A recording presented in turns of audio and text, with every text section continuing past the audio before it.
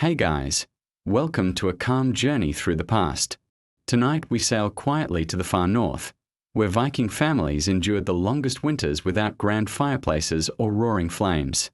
Here, survival was slower, softer, and deeply practical, built from earth, turf, and the warmth of being together. Before we begin, if you enjoy slow, sleep-friendly history, please subscribe to Whispers of History and Myth.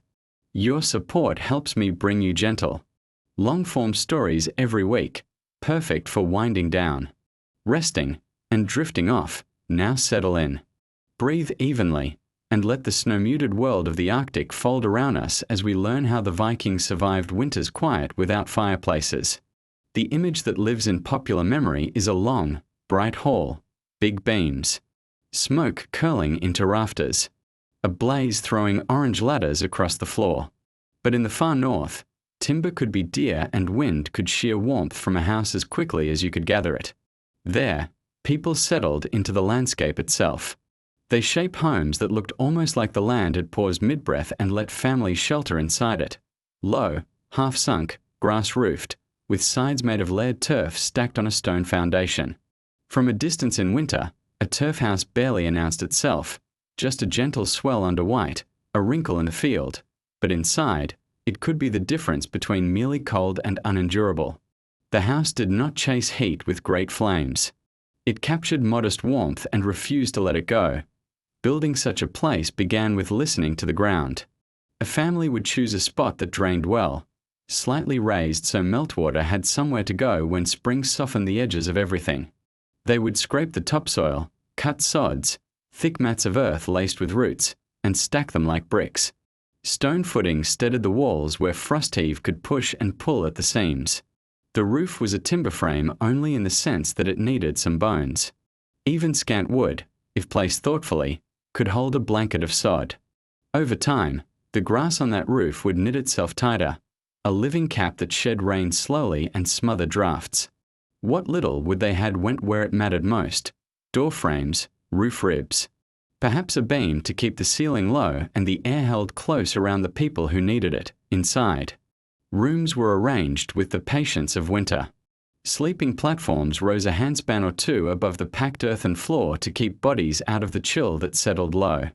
Walls were sometimes lined with woven mats or stitched hides, more to quiet the sigh of air than to dress the room. Windows were not windows in the way we know them. They were narrow slits, sometimes covered by translucent scraped animal skins that let a pale softness pass but kept the needle of wind out. Doors were small and thick. To step inside, you bowed a little, as if the house required a modest greeting, and the movement carried a whisper of the outside cold past you while the inner air mostly stayed put. It was not bright in a turf house. Light arrived like a patient guest and left without rushing. Oil lamps gave a careful glow, enough to mend, enough to sort stores, enough to read a familiar not in a rope by feel if not by sight.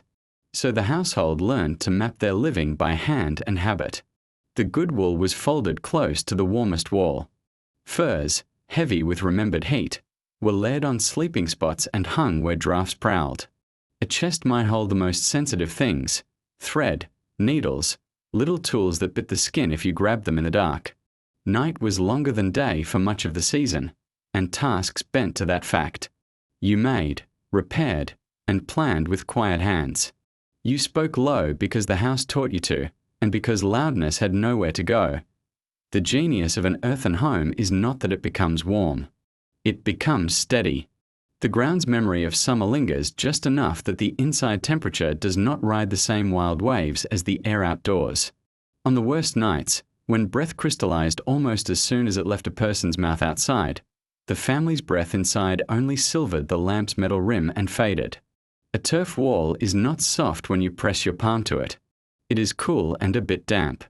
Yet the damp was managed, too. Floors were strewn with rushes or straw, replaced when they tired. A small vent high in the room, or the smallest lift of a skin at the window, let moisture slip away when weather allowed. Even the act of going out and in was scheduled against the season's appetite. One person grouped errands beyond the door, so the latch need not lift again too soon. In such a home, Warmth was something made by many small agreements. People sat together. They shared a thick cloak if there was only one. Children learned to curl into sleep with their feet tucked toward another's knees. A mother might stitch a seam with a child under her arm, both wrapped in the same fur, breath quietly fogging the air between them. The house did its part, holding steady, refusing drafts, but human bodies were part of the system. You could say the family was the hearth, and the house was the hearthclay. There was a kind of listening that winter taught. 2. Listening for the timber's tiny talk when ice crept into the fibers. Listening for the weight of new snow settling. For the faint weep of thaw along the roof edge after a pale noon sun. Those sounds were not threats. They were calendar and clock. When the roof sighed, someone would tap the ceiling with a pole to loosen what must be loosened. When the threshold hissed with wind, reeds were pushed tighter into the seam. When frost traced a white fern along the inside wall one morning, blankets moved. A sleeping place shifted a little toward the center. The house wasn't a fortress. It was a companion made of dirt and grass and a handful of beams, and it relied on its people to keep it true. There were days of quiet labor. Someone cut more sods to stack against the north wall outside as a windbreak, turning the home into a hill within a hill. Someone combed wool, patient stroke after patient stroke, because layers of wool were as important as any plank. Someone inspected the door leather, oiled it, and reset the pin so that the door's weight fell square and sealed. Even cooking was construction work in its way. Low, long, covered vessels. A discipline of lids that stayed on so scent and steam became food rather than air. The aim was to make the smallest warmth feed the greatest number of tasks. Heat for eating, for drying gloves at arm's reach, for tempering the air enough that you could tell a story without your jaw shivering between words .in the deep hours. When the lamp had been pinched out and only the memory of glow clung to the inside of your eyelids, you could feel the house gather itself.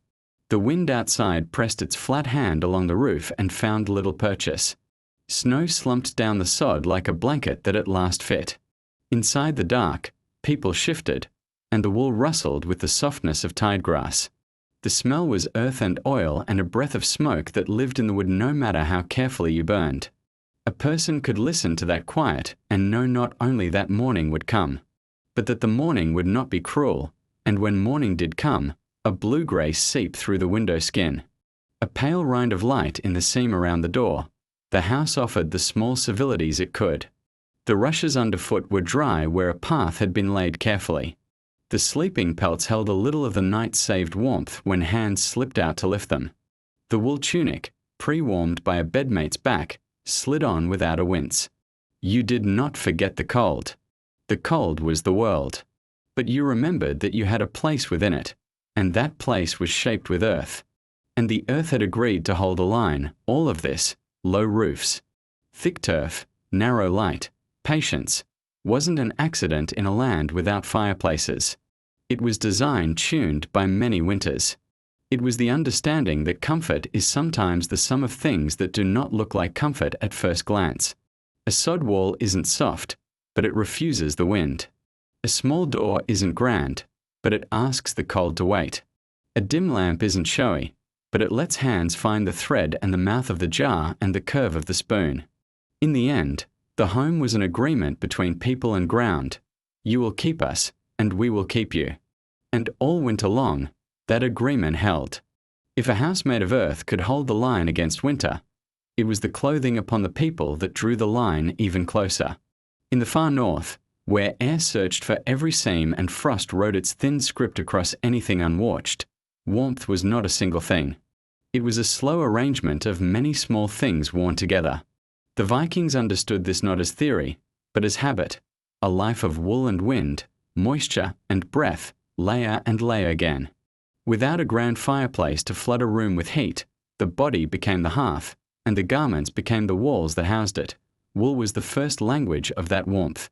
Not the polished, delicate wool that people imagine hung carefully in a modern closet, but a practical, lanolin rich wool that remembered the sheep and the weather it had grown inside. Spun into yarn and woven into wadmal, sturdy cloth used for everyday wear, or knitted by the old, steady method of nail binding into dense mittens and socks, wool did not simply keep heat. It kept its wits in the presence of damp. A sleeve could gather snow crystals, then shrug them off without surrender. A mitten could catch a melt of breath and still hold warmth against the palm. Even when the day offered wind-sharp sleet, wool did not collapse into coldness. It matted, it thickened, it played defense. Layering began at the skin with linen or a fine, softer wool, something that would take sweat away from flesh so that chill would not make a home there. On top came a tunic, then another. Breeches were lined. Leg wraps were wound from ankle to knee with a patience born of routine, giving steady pressure and adding a barrier where snow liked to creep in. Over shoulders fell a cloak, sometimes kettle-dyed and plain, sometimes patterned in a quiet geometry, clasped with a brooch whose metal warmed to the owner's touch each time it was fastened. The cloak was not a flourish. It was a moving shelter. In wind, it could be angled to throw cold past the ribs. In still moments, it could be drawn across the lap. Making a small house for hands that had been working with rope or ice slick would dot on the head. Where heat can leave a person faster than good sense allows, there was no vanity. Hoods cut in the style we now call skjoldaham, found in a burial from the north, nestled down around the neck, forward over the brow, and fell like a shelter around the cheeks. A cap beneath, a hood above, and sometimes a scarf wound where air prowled at the collar. These were not ornaments. They were the geography of surviving the trek from door to byre and back, the midnight errand to check a tide line. The walk to a neighbour's threshold when help was needed or news had to be carried through the frozen dark. Hands were served by nail-bound mittens, stitch by stitch. Loop by loop, a technique that makes a fabric that does not easily unravel and hugs the shape of the hand like a long-remembered grip. A mitten was a tool as much as a garment. It could hold a tool's haft without burning the skin with cold. It could brush powdered snow from a cloak. It could be turned inside out near a tiny oil flame to dry the inner damp while the outer faced the room's steady cool. And where fingers had to work in the open, tying, splicing, cutting, the mitten could be slipped free for a minute, then returned like a bird recalls its nest. Feet were a world of their own. Cold attacks from the ground upward, and it attacks through damp. So moisture had to be managed before anything else. Linen or wool socks first, then another pair if the day warned of long time outdoors. Inside shoes, hay, or carefully prepared grasses, what later generations in the north would call sennegrass, were layered as both cushion and wick, taking sweat away from the sole so that the leather would not become a cold sponge against the skin. Birch bark insoles, when available, offered a surprising grace, springy, slightly insulating, and quick to dry by a lamp without scorching. Boots were greased against wet with animal fat. Seams were watched and re-watched. The first crack in a seam could be the beginning of too much snow in a place that must stay dry. There is a kind of patience to dressing that modern life forgets. In winter, without a central blaze to dry and warm you all at once, the Vikings learned a choreography that spent less heat and less time. Clothing was stored where it would be least damp, not near the floor, not against the outer wall, but a little toward the room's middle, sometimes hung on pegs where lamp heat could stroll past it in the evening. In the morning, one garment was warmed by sleeping close to it, folded cleverly inside a cloak at the bed's edge so that it held a little body heat for the first minutes of the day. Boots were shaken of straw and restuffed with fresh, not because someone liked order for its own sake, but because brittle straw fails were pliant straw copes. Small details hold big warmth when the world is this cold. Children were taught the ladder of layers as soon as they could stand without falling into them. A small tunic tugged over their head. The grin and sudden hush when wool settled around their ears. The way a hood could turn a frightened child into a thinking child again, once the wind no longer licked at the neck. Mothers added an extra wrap when a child would be outside longer than planned. Fathers checked the ties at the calf and sent a child to run the length of the turf ridge and back, not as a game only, but to bring blood to the skin and remind the feet they belonged to a living person. The act of clothing wasn't a chore to be survived once a day. It was an instrument tuned many times, outside, inside, working, resting, always listening to the simple questions. Are you dry? Are you covered? Is there a place for your breath to go? The materials themselves held memory. Wool from mountain pastures had a different backbone than wool from softer hills. A cloak from a grandmother's loom felt a little thicker, a little more stubborn than a new one, and it threw water like a wiser creature. Linen worn thin at the collar was not discarded. It became the inner lining of mittens or the soft binding for feet rubbed raw by an unexpected thaw and refreeze that turned paths into salt-slick glass. Nothing was only one thing. A torn tunic was future foot wraps. An old cloak was the fabric for bed curtains that held sleepers in a pocket of warmer breath through the longest nights. The bed itself was dressed like a person. On the sleeping platform, raised a little above the floor to escape the chilled layer of air, rush mats. Then thick folded woolen widths, then furs, then the topmost cover that could be drawn up to the chin with a practiced sweep of one hand in the dark. At the bed's mouth, a curtain, or hanging, even if only a panel of woven cloth, made a small climate within the larger room. Bodies could warm that space a few degrees beyond the room's generous cool. In a land without a fireplace's flood of warmth, 2 degrees was not a trifle. It was the difference between waking with stiff fingers and waking with hands that could lift a latch without pain. Outdoors, movement was as much a garment as any cloak.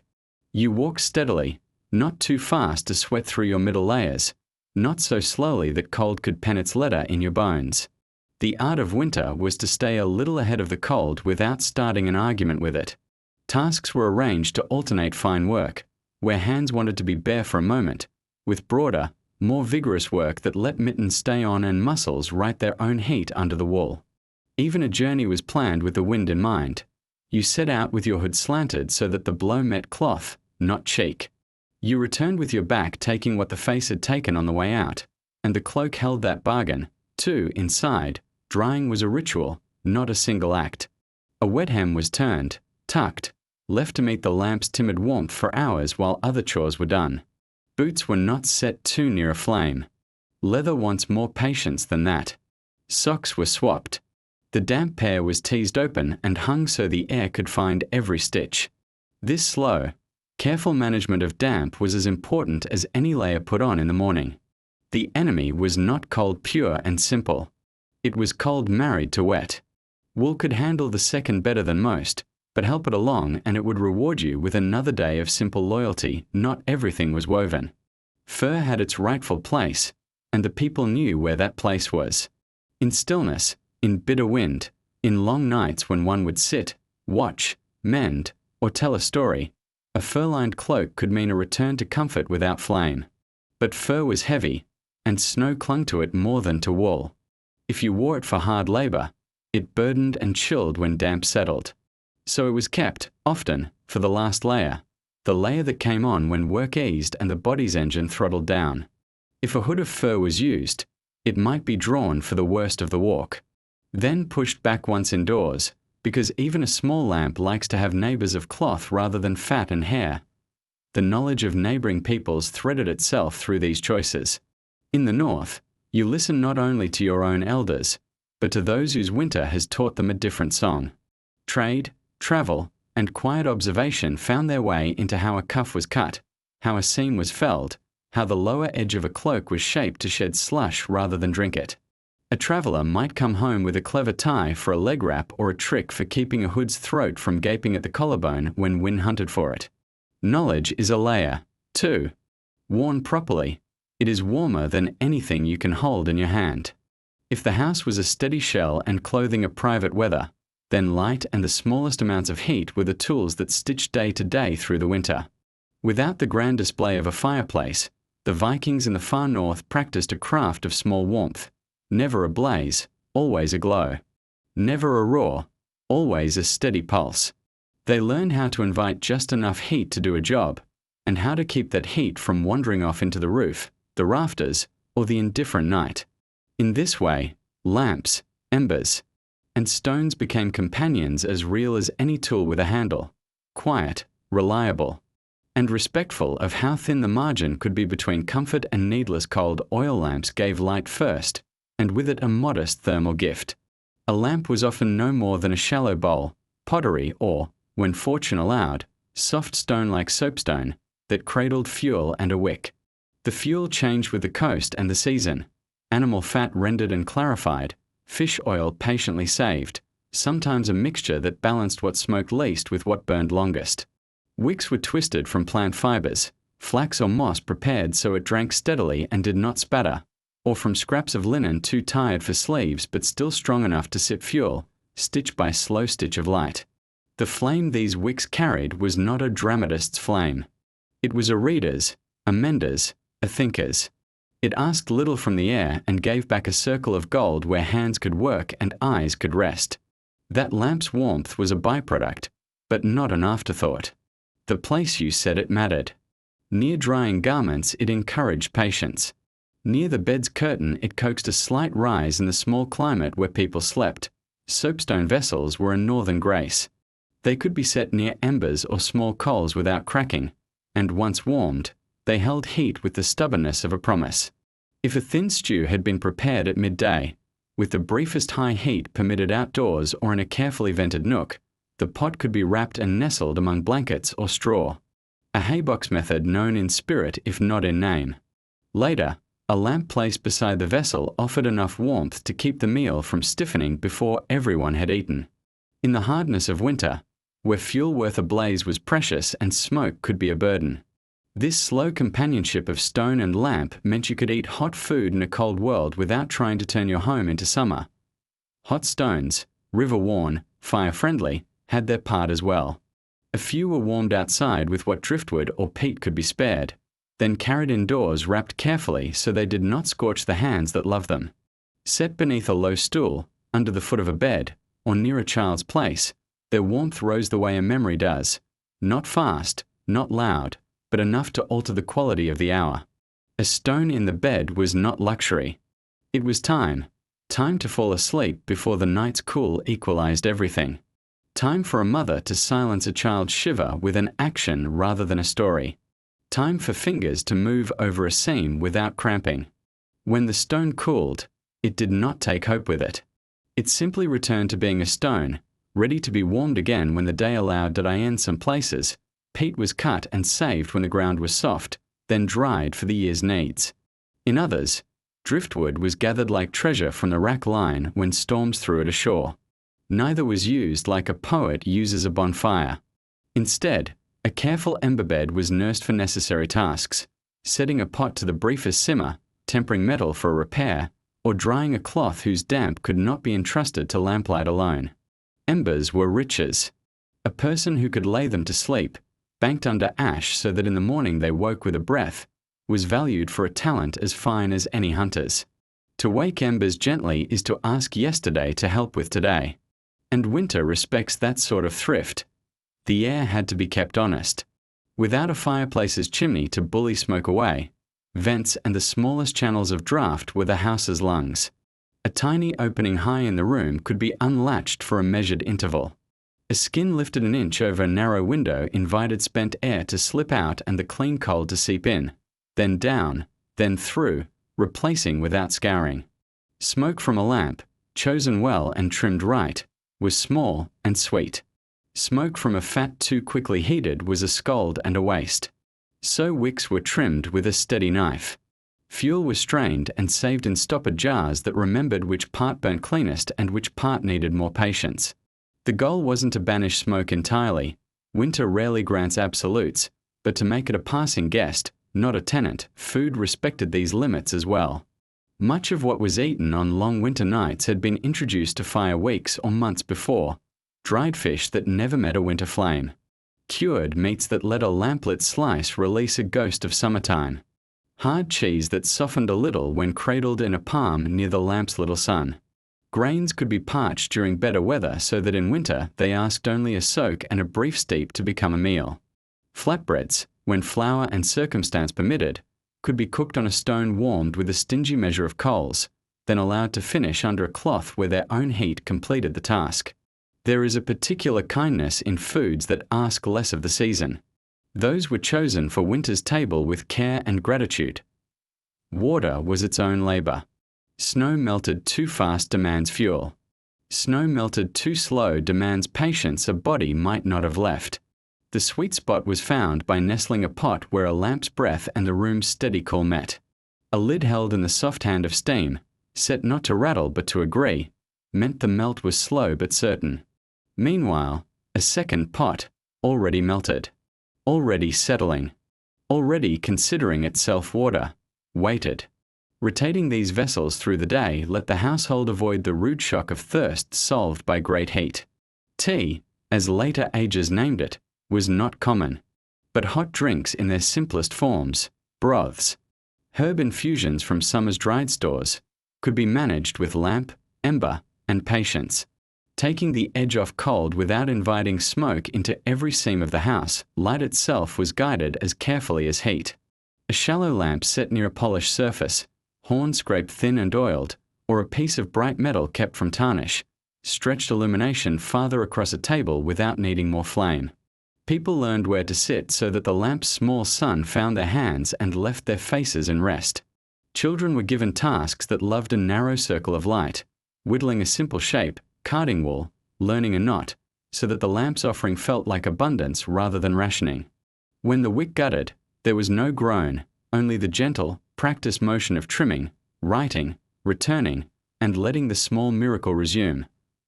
The calendar of work bent itself around these principles. Things that needed the breath of a hotter heat were grouped, a brief, well-vented window for small repairs to metal, a careful moment of searing when a pot demanded it before being sent to finish tucked among insulation, a communal day at a neighbour's broader hearth, if the settlement's pattern allowed such sharing, where chores that could not live on lamplight alone were done for several households together. The rest of the week returned to the steady beat of small warmths, light for seeing, glow for drying, warmth for sleeping, and the long, low arc of patience that winter draws through any map. Even the stories remembered this quiet technology. Tales did not always honour fire as spectacle. They honoured cleverness in making little do much. A grandmother might speak of the year a single stone, found by chance near the fjord, proved to hold heat better than any the family had known, and how that season's nights turned kinder because of it. A father might teach a child to hear the difference between a wick that needs trimming and a wick that needs fresh twist, how both are a kind of listening that saves fuel in the moment and comfort in the week. These were not grand inventions with names that echo in halls. They were small inventions that live in hands and pass from one quiet winter to the next and the slow hours before sleep.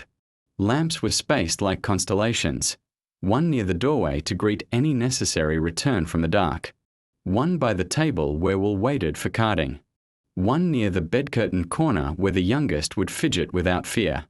Each lamp did its work as if it were the only lamp in the world.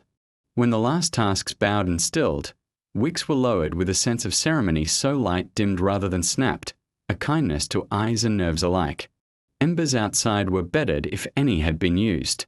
Stones were checked for safe warmth where small feet might seek them. The house let a thread of new air through its highest seam. And then, without the fanfare of a fire gone black, the room settled into that winter quiet that holds steady. People curved into sleep under wool and fur. Light fell to memory. Warmth, measured and modest, remained where it was needed most. In a winter that did not grant the theatre of a great hearth, food itself became a quiet kind of technology. The kitchen, if the word can be used for a space that was more pattern than place, was arranged around what the season allowed and what the house preferred: small heat, slow time, steady air. It was not a room to dazzle guests. It was a discipline to carry a family from first snow to last crust of ice. The Vikings in the far north knew that survival started long before the solstice, when summer's effort could be taught to last through the longest night. The larder was not only a cupboard or a chest. It was everywhere the cold cooperated. A storage pit lined with stone where the ground held a friendly chill. A shelf along the north wall where the air moved just enough to keep damp from settling. A sealed jar tucked into straw so that temperature changed like the turning of a page rather than the slam of a door. A house that rejected great flames could not tolerate food that demanded them. So food was chosen and prepared to live comfortably in a world of cool breaths and small lights. Dried things, cured things, things that understood patience. These were winter's companions. Fish, in coastal and island places, stood at the center of this lesson. Stockfish, dried in wind and cold until the flesh became a hard, pale plank, was a kind of stored sunlight. It needed no smokehouse within the home, no romance of roaring heat, only air, time, and the skill to keep flies and wet at bay while autumn did its work. In winter, A portion could be broken with a mallet, soaked in clean water to return a measure of suppleness, then finished with the faintest of heats, a brief simmer over modest embers, or even the retained warmth of a vessel wrapped and set near a lamp. The result was not a feast, but it was food that respected the season's limits and a household's lungs meat, where the year had afforded it, knew similar wisdom. Salt could be gathered and hoarded. Brine tubs were packed and kept in cool corners where ice flirted with the rim but did not claim it. Curing did its work while people slept and sewed and told stories. Smoke, when used, lived outdoors in a separate place, or it lived in the past, in summer and autumn, so that winter need not host it. A piece of cured meat could be shaved thin, slipped into a pot with grain or roots, and let to steep rather than boil, the fibers yielding slowly as if the food itself understood the house's preference for quiet. Grain was often the steadier friend, barley, oats, rye in some regions, each kept dry as a promise. Whole grains arrived at the pot with an economy of fuel, parched earlier in the year so they swelled easily, or cracked so that water could find its way quickly through. Porridge was winter's poem, simple, warm, undramatic. It needed only a brief insistence of heat to begin, then it asked to be tucked away to finish in the slow embrace of blankets, straw, or the bed's warm edge, a haybox in spirit, if not in name. A lid stayed on so that steam became supper and not a visitor to the rafters.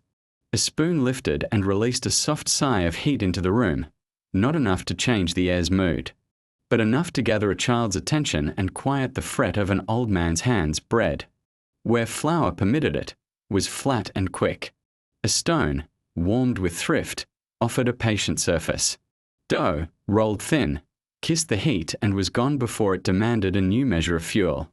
Bread done this way was less a show than a gesture, a warm circle to fold around fish or smear with a fat saved from better seasons. It cooled kindly, it kept pace with the house's dislike of smoke, and it gave the room a brief, good scent that needed no great flame to conjure dairy. In the places that kept animals through the dark months, changed shape for winter.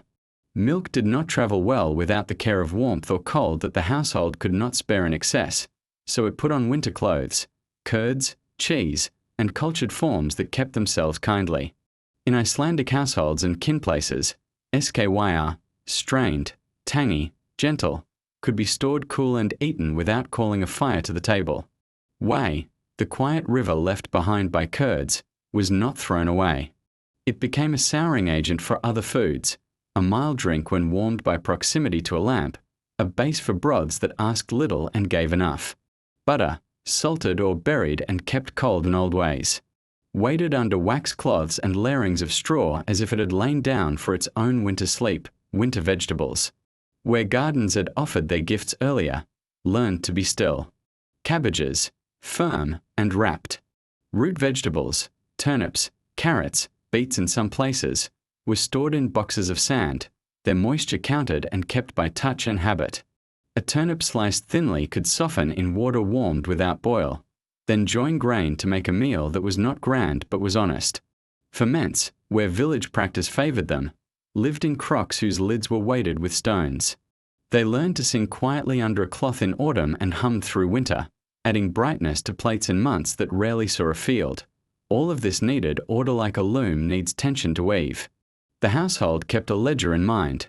What must be eaten first? What would wait? What should never be opened until the leanest weeks? Knives were kept sharp not as a luxury but so that thin slices, careful and exact, could satisfy more mouths without asking more fuel to soften them. Spoons had their places, bowls their accustomed corner. The habit of returning each tool to its post meant that the lamp did not have to waste light searching. The tiny theatre of cooking could be staged and struck with the minimum of fuss. The minimum of heat given to the air water was husbanded with the same patience. Snow could be banked in a vessel and let to drift toward liquid near a lamp, lids coaxing the melt to collect rather than vanish.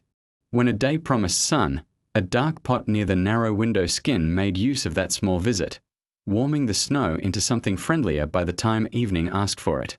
A larger heat, outside, could be lit to speed the melt or to tackle tasks that could not be managed with lamplight alone. But no ember was sparked without a plan of how to feed it, use it. and part with it before it asked the house to welcome its smoke. There was a timing to meals that looked, from a distance, like modesty, but from inside, like grace. Morning asked less of fire and more of what had been made ready the night before, porridge finishing in its wrap, a cup warmed by the lamp's shoulder, a slice of cured fish softened by a while under palm. Midday, the best hour for a small blaze outside. If the wind was kind and fuel could be spared, let stews be started or repaired and tools tempered. Evening returned to the room's gentler methods, where food kept its own heat for a while and bodies offered theirs in return. Children learned this calendar by chores.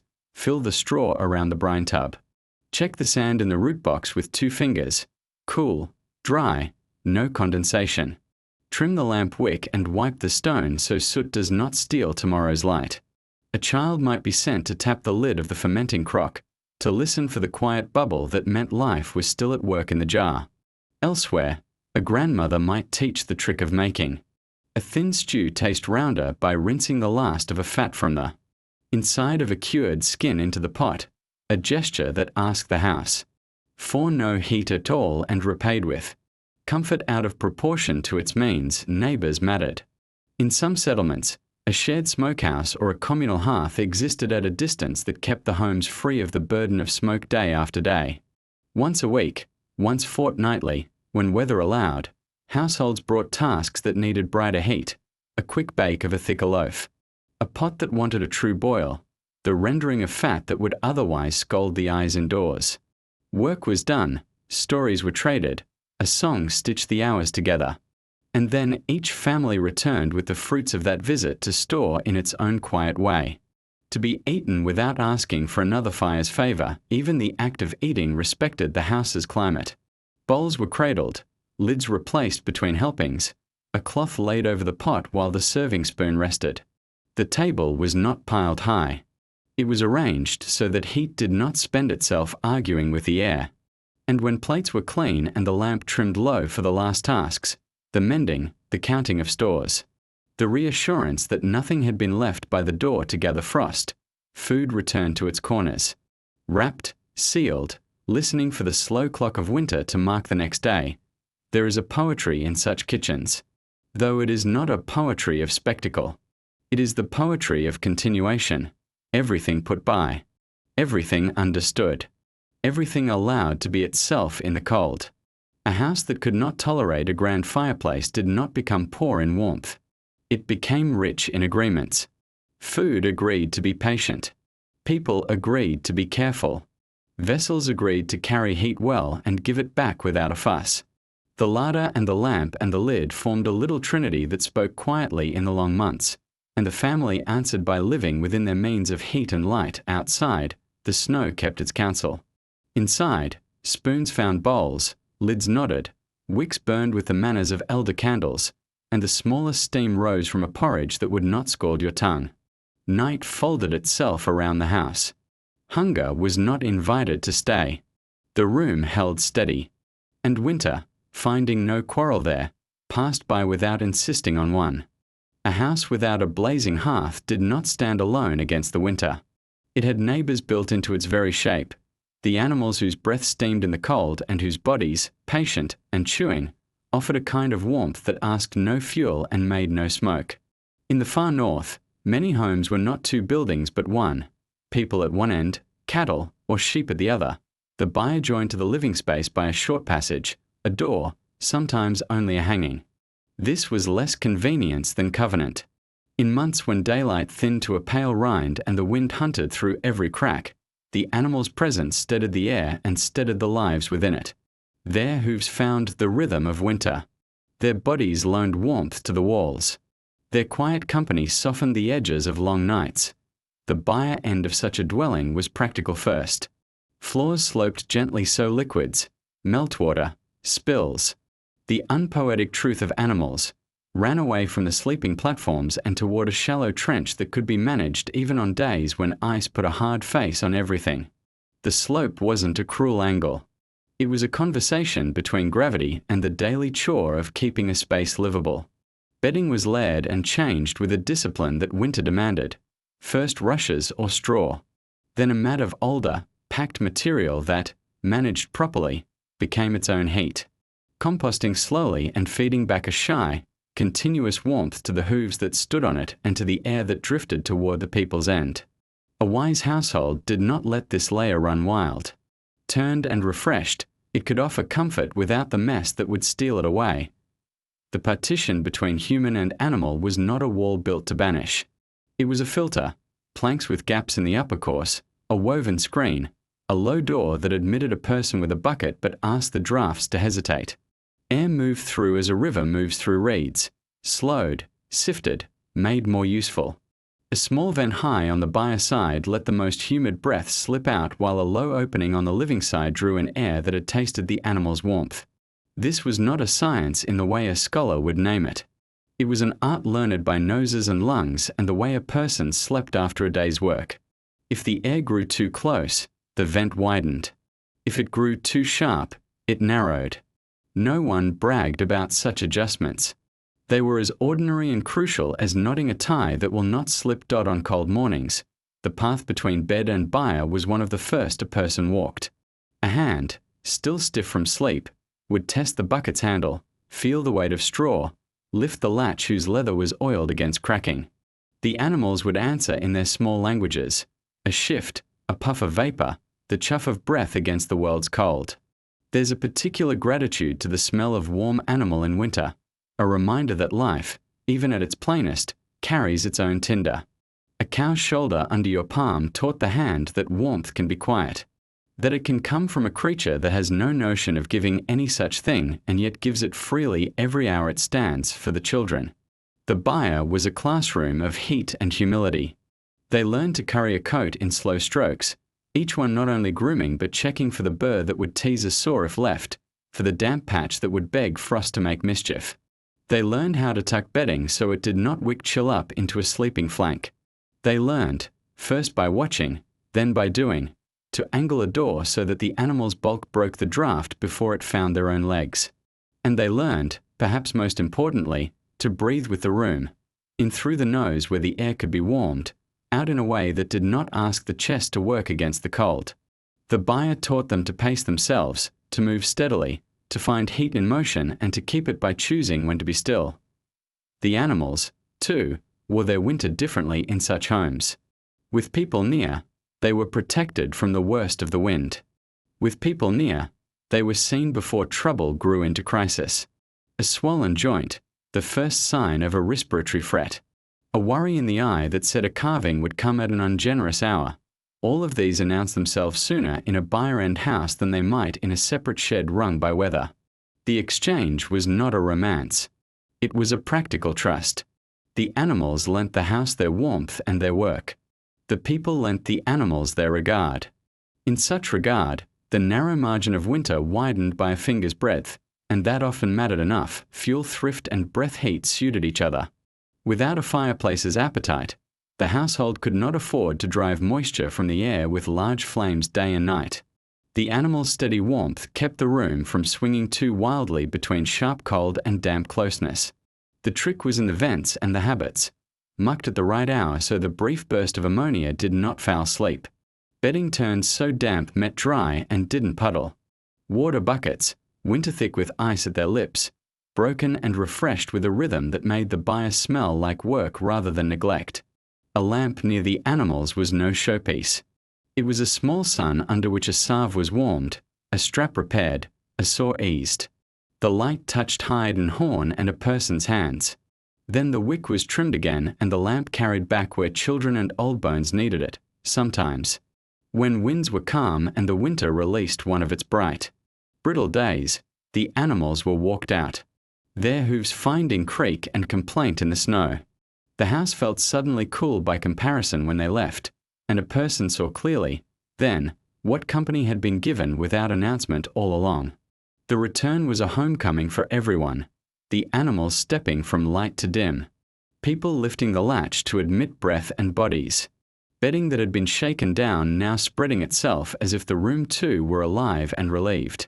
The air changed when they were back, not dramatically, but enough that a person joked their hands thawed just from the sound of hay tearing under teeth. Cleanliness was not a fussy ideal. It was a temperature strategy. A buyer tended well gave back more warmth because damp and waste were not allowed to reassert the cold's logic. So tools had their places. A fork whose handle knew the hand as the hand knew the handle. A broom bound tight and hard from heather or birch. A shovel that fit an arm span so work did not splinter the shoulders. Each morning, the tools were there to be found without searching. Each evening, they were there again, leaning like companions who would not take offense at being used. The animals watched this choreography with the open-eyed patience of beings whose world is made by others' habits. It suited them. It suited the room. It suited the winter. Heat moved through such a house in quiet ways. A person stepping from the living end toward the buyer felt it most, a soft thickening of the air, as if the room wore an extra shawl at that end. The reverse journey offered a thinning, then the snug recognition of wool and bed curtains and the familiar map of pegs and tools. Some nights, when frost wrote white ferns on the inside of the living end wall, the buyer wall stayed merely cool. Children noticed. They tucked themselves to the side of the room nearest the partition without needing to be told, and parents let them.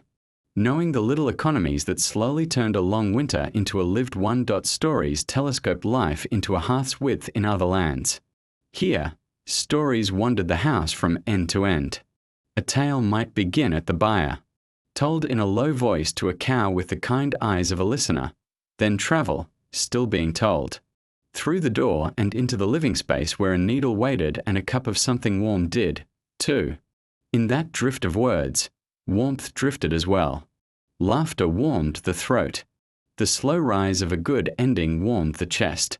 Even sorrow gave off a heat of its own, honest and necessary. The animals were not audience so much as witnesses to this commerce of breath and sound. They lived in it. They lent their slow heartbeats to the evening's metronome. There were practicalities not to be romanticized. Smell required management. So did flies, when the year turned and the cold lost its crown. Winter was kinder in that respect, but it did not suspend reality. Sand was spread where muck threatened to make a liar of the slope. Lime, when a household could manage to have it, was used with thrift and accuracy. Snow itself, clean and sharp, did its disinfecting work when applied with judgment. A pail of melted snow and a rag that remembered soap kept leather from going accusatory and wood from turning mean. These were not gestures of finery. They were part of the arithmetic of comfort, and there were the nights when an animal carved or lambed under lamplight, the house holding its breath as if it were one creature attending another creature's threshold. Hands reached, oiled, and steady. Voices murmured small prayers or soft mathematics. Wait, turn, pull now. The air hung on the work. When the new life slid into the world, steaming and startled, the room's temperature seemed to change, not in degrees a tool could measure, but in the body's own measures of hope and relief. The lamp's circle widened, somehow. The blankets at the bed's edge felt more deeply themselves. Even the wind outside hesitated. You could be forgiven for thinking that was magic. It was only the neighborly truth of living with animals as kin to the house. A house that keeps its warmth by inches teaches its people to treat the outside world with the same thrift. Winter could not be dodged, only negotiated. And so the Vikings in the far north practiced a strict economy of movement, short journeys shaped by weather, tools tuned to snow, paths laid and relaid so that no step asked more heat of the body than it could afford to pay. Without a great fire to come home to, every errand had to be planned like a voyage. Every return had to be as sure as a mooring line cinched twice. Snow is not one thing. It has 100 moods, and each mood writes a different rule for travel. Crisp powder in a new storm is a friend to skis, for it beds the runner and quiets the scrape. Old snow, blown, packed, turned to a crust that can carry a child and then suddenly not carry him at all. Demands wider shoes, snowshoes, a span of frame and webbing that spreads the foot's insistence over more of the white. Wet thaw that sets its teeth again at night into a glassy, rind-turned slopes and paths untrustworthy. So a person leans more carefully on poles, carves small steps, follows yesterday's indentations rather than letting the day write new ones. This reading of snow becomes a literacy learned as soon as a child can stand outside the door and listen to the surface with the soles of their feet, Skis, long. Simple, sometimes mismatched in older styles so that one ran and the other braked, were a scholar's notes on this grammar of snow. Carved from available wood, often birch or pine, their bellies were smoothed and sometimes dressed with animal fat so they would slide without drinking the cold. The bindings were no grand invention, straps of leather or a clever weave that admitted a boot and let the heel lift. A person learned to shift weight like a conversation, pressure to coax a turn, release to slide, a little edge to bite at a slope swim. Children practiced near home, falling where the snow was a cushion and the journey back was short. Adults practiced where a mistake would bruise the day but not risk the season, across a small valley, to a neighbor's byre.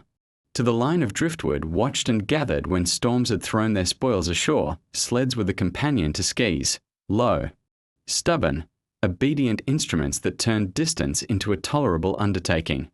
Runners, shod when luck and trade allowed with bone or narrow iron. Crosspieces lashed tight. A rope that took the pull of shoulder and hip without biting into the hands. A sled did not ask the house for fuel. It asked the body for patience and offered leverage in return. Firewood, when found, was stacked on it, new cut or scavenged, lashed in a lattice that would not creep over the turn of a hummock. Fish, nets, a sick animal, a sleeping child under furs. A barrel bedder rolled upon a smooth sheet then wrestled over hummocked ground. These went on sleds. And the journey became possible. Roots themselves were winter's architecture outside the walls. People laid them where wind scoured drifts to something dense and clear of hidden pockets. They packed them by passage, the repeated pressing of feet and runners taming the surface until a path remembered the settlement's needs better than any map. Where a creek ran, its frozen back offered a polished road, treacherous at times, generous at others. Where a ridge caught sun, it could turn treacherous by day and then kind after dusk. So travel times shifted with the calendar of light and the discipline of frost. Landmarks were made low so that the wind did not steal them. A line of poles topped with bundled twigs. A boulder dressed in a ring of brush. A notch in a snowbank recut each morning while the world was still blue with the day's first light. To learn a path was not to memorize a drawing. It was to memorize a sequence of decisions. The sky was a compass of its own. When clouds erased the sun, the light still had a direction to those who had learned to look. A paler wash in the south at noon, a faint suggestion of vertical glow when the hidden sun rolled low. Snow's surface, too, speaks of the wind that laid it. Lines etched at an angle, tiny dunes that point away from the last gale's insistence. Without a roaring fire as reward at day's end, a traveller could not afford a wrong turning that doubled the time outdoors.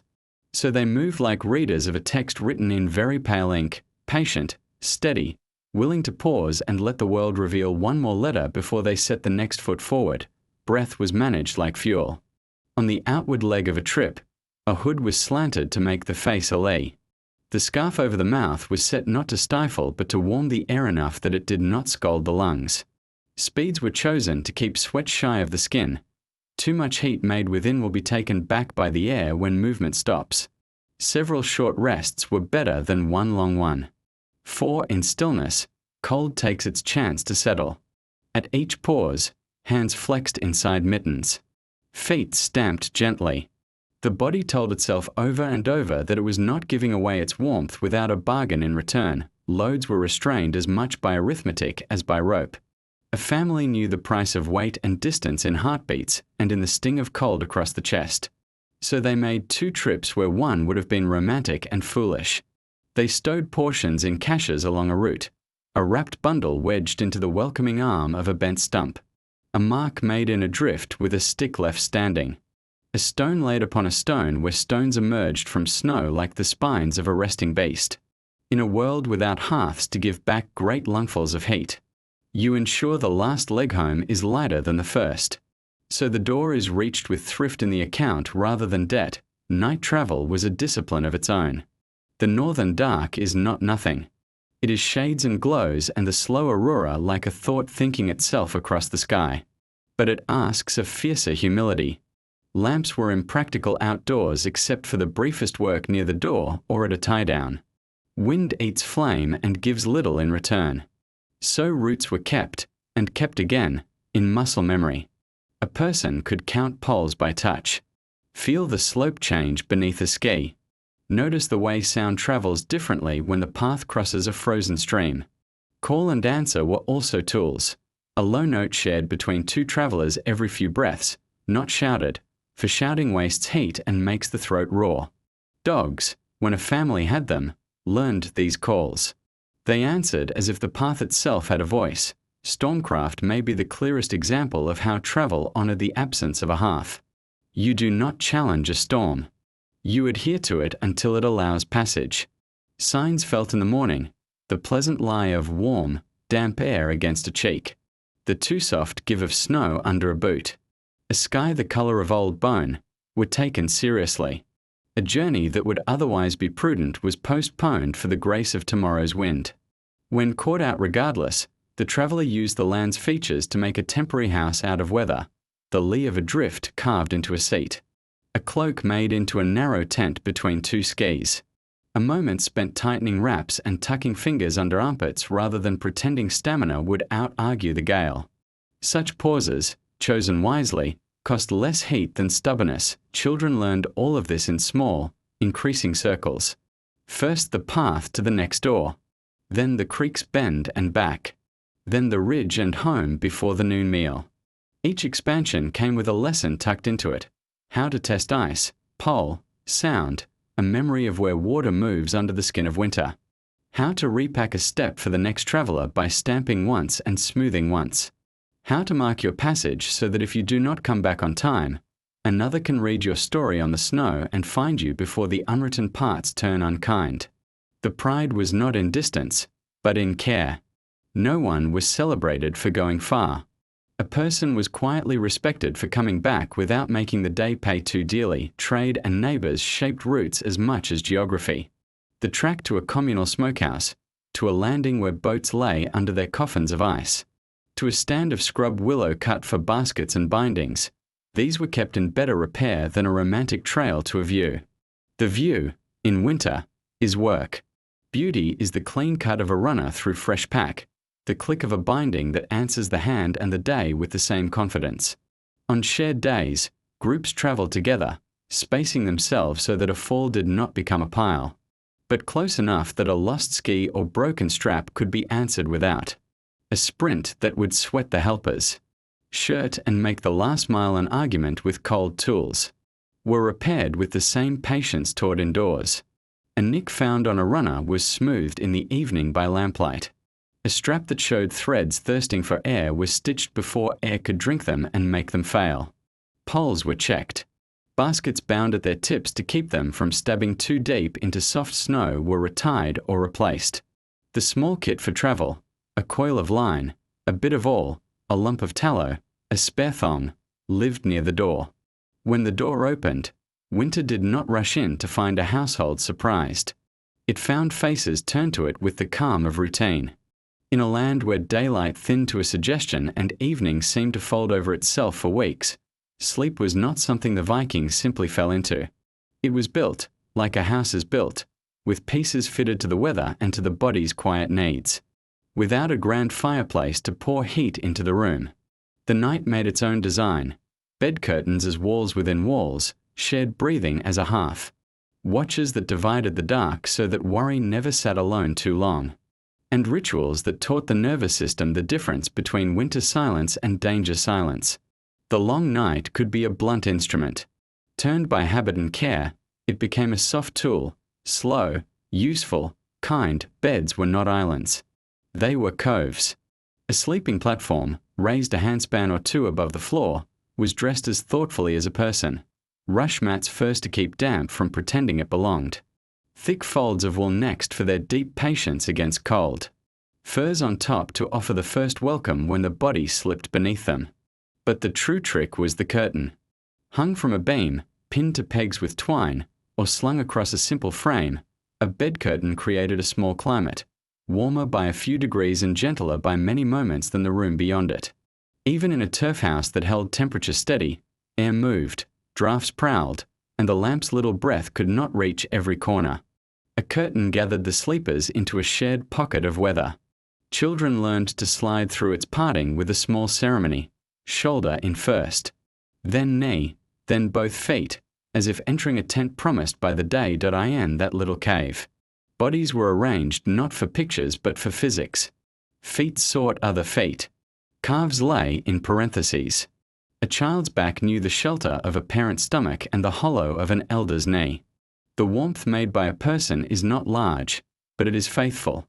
And when several such faithfulnesses are held in a space hardly bigger than a cupboard, they join their effects the way small streams join into a river that has a name. The curtain was the river bank. It slowed the flow of heat out into the room. It hushed the draft's tricks. And it offered privacy of a sort, privacy from the dimness, from the unkind sounds of wind that seemed closer when the room was fully open. Instead of a fire that roared a person towards sleep, there was a nook that coaxed a person there, one breath at a time. Sleep had times within it. In many northern homes, the night divided itself into first sleep and second sleep, with a breathing space between, a waking that was not a failure of slumber but one of its legitimate shapes. In that interval, the lamp might be guided to bloom just a little.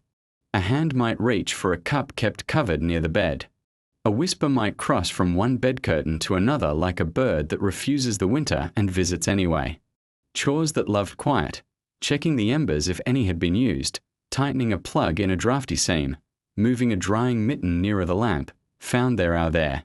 Then the house pulled the curtain back across itself, and second sleep welcomed what remained of the dark. Watches ran through those hours. A house without a fireplace can afford no cavalier attitude toward the night. The night must be friendly by habit. So each family had its arrangements, a mother and elder child who shared the middle portion, a father who walked to the byre end at predictable turns, a grandparent whose light sleeping made them a natural guardian of the hours when the lamp's wick must be lowered so it would not smoke and yet must not fall to black while a job remained. This was not militarized waking. It was a kind of domestic stewardship. A watchkeeper did not tramp the room like a sentry on a wall. They listened. They tested the latch with a finger and found it true. They lifted the curtain a little and saw the slow geography of sleep, the rise and fall under fur, the slack hand that had stitched for hours before surrendering the needle to its pouch, the line of a dog along the bed's foot like the shadow of a smiling crescent.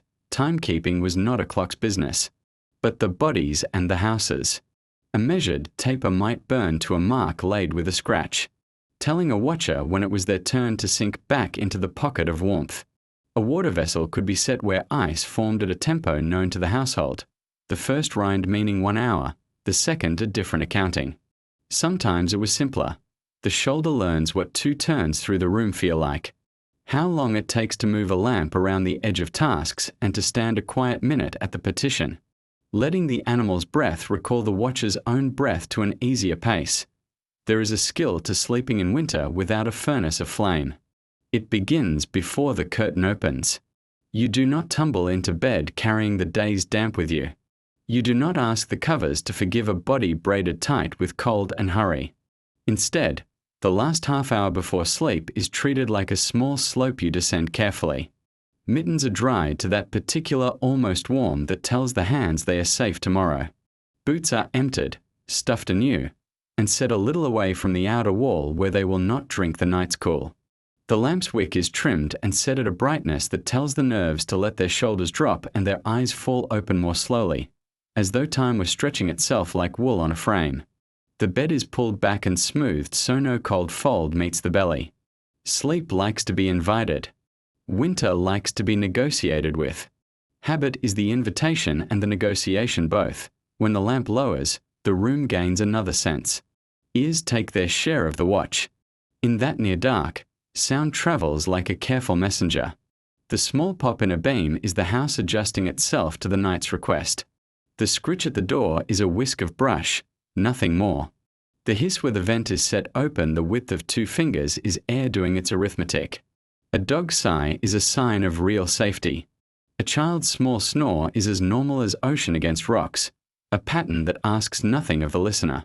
If a sound fails that pattern, if wind turns suddenly from steady exhale to exploratory hand, if the buyer murmurs beyond its usual, someone wakes more fully, lifts, and abides with the house until the equation solves itself again.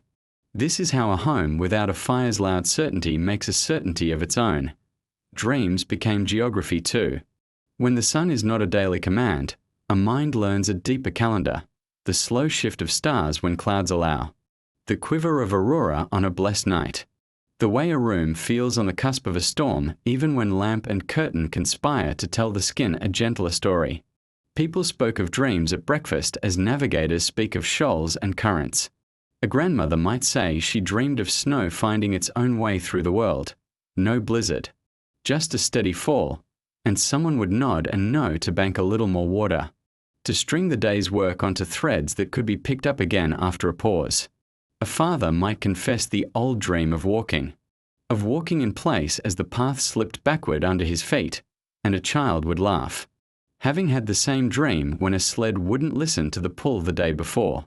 Dreams were not prophecies. They were weather reports from the deeper rooms of the self. Illness and age had their accommodations in this sleep architecture. A cough needed its hour to loosen in air a little moistened by a pot set near the lamp. A hurting joint needed supports laid just so, rolled cloth here, a folded hide there, so that rest did not turn to struggle. The curtain let murmured remedies occur without parading them through the room. When a fever visited, the curtain kept the cool of the room at arm's length while the watcher negotiated the old equations: damp cloths, spoonfuls, patience, and the acknowledgement that night makes better doctors of those who listen more than they reach. The absence of a blazing hearth did not mean the absence of comfort.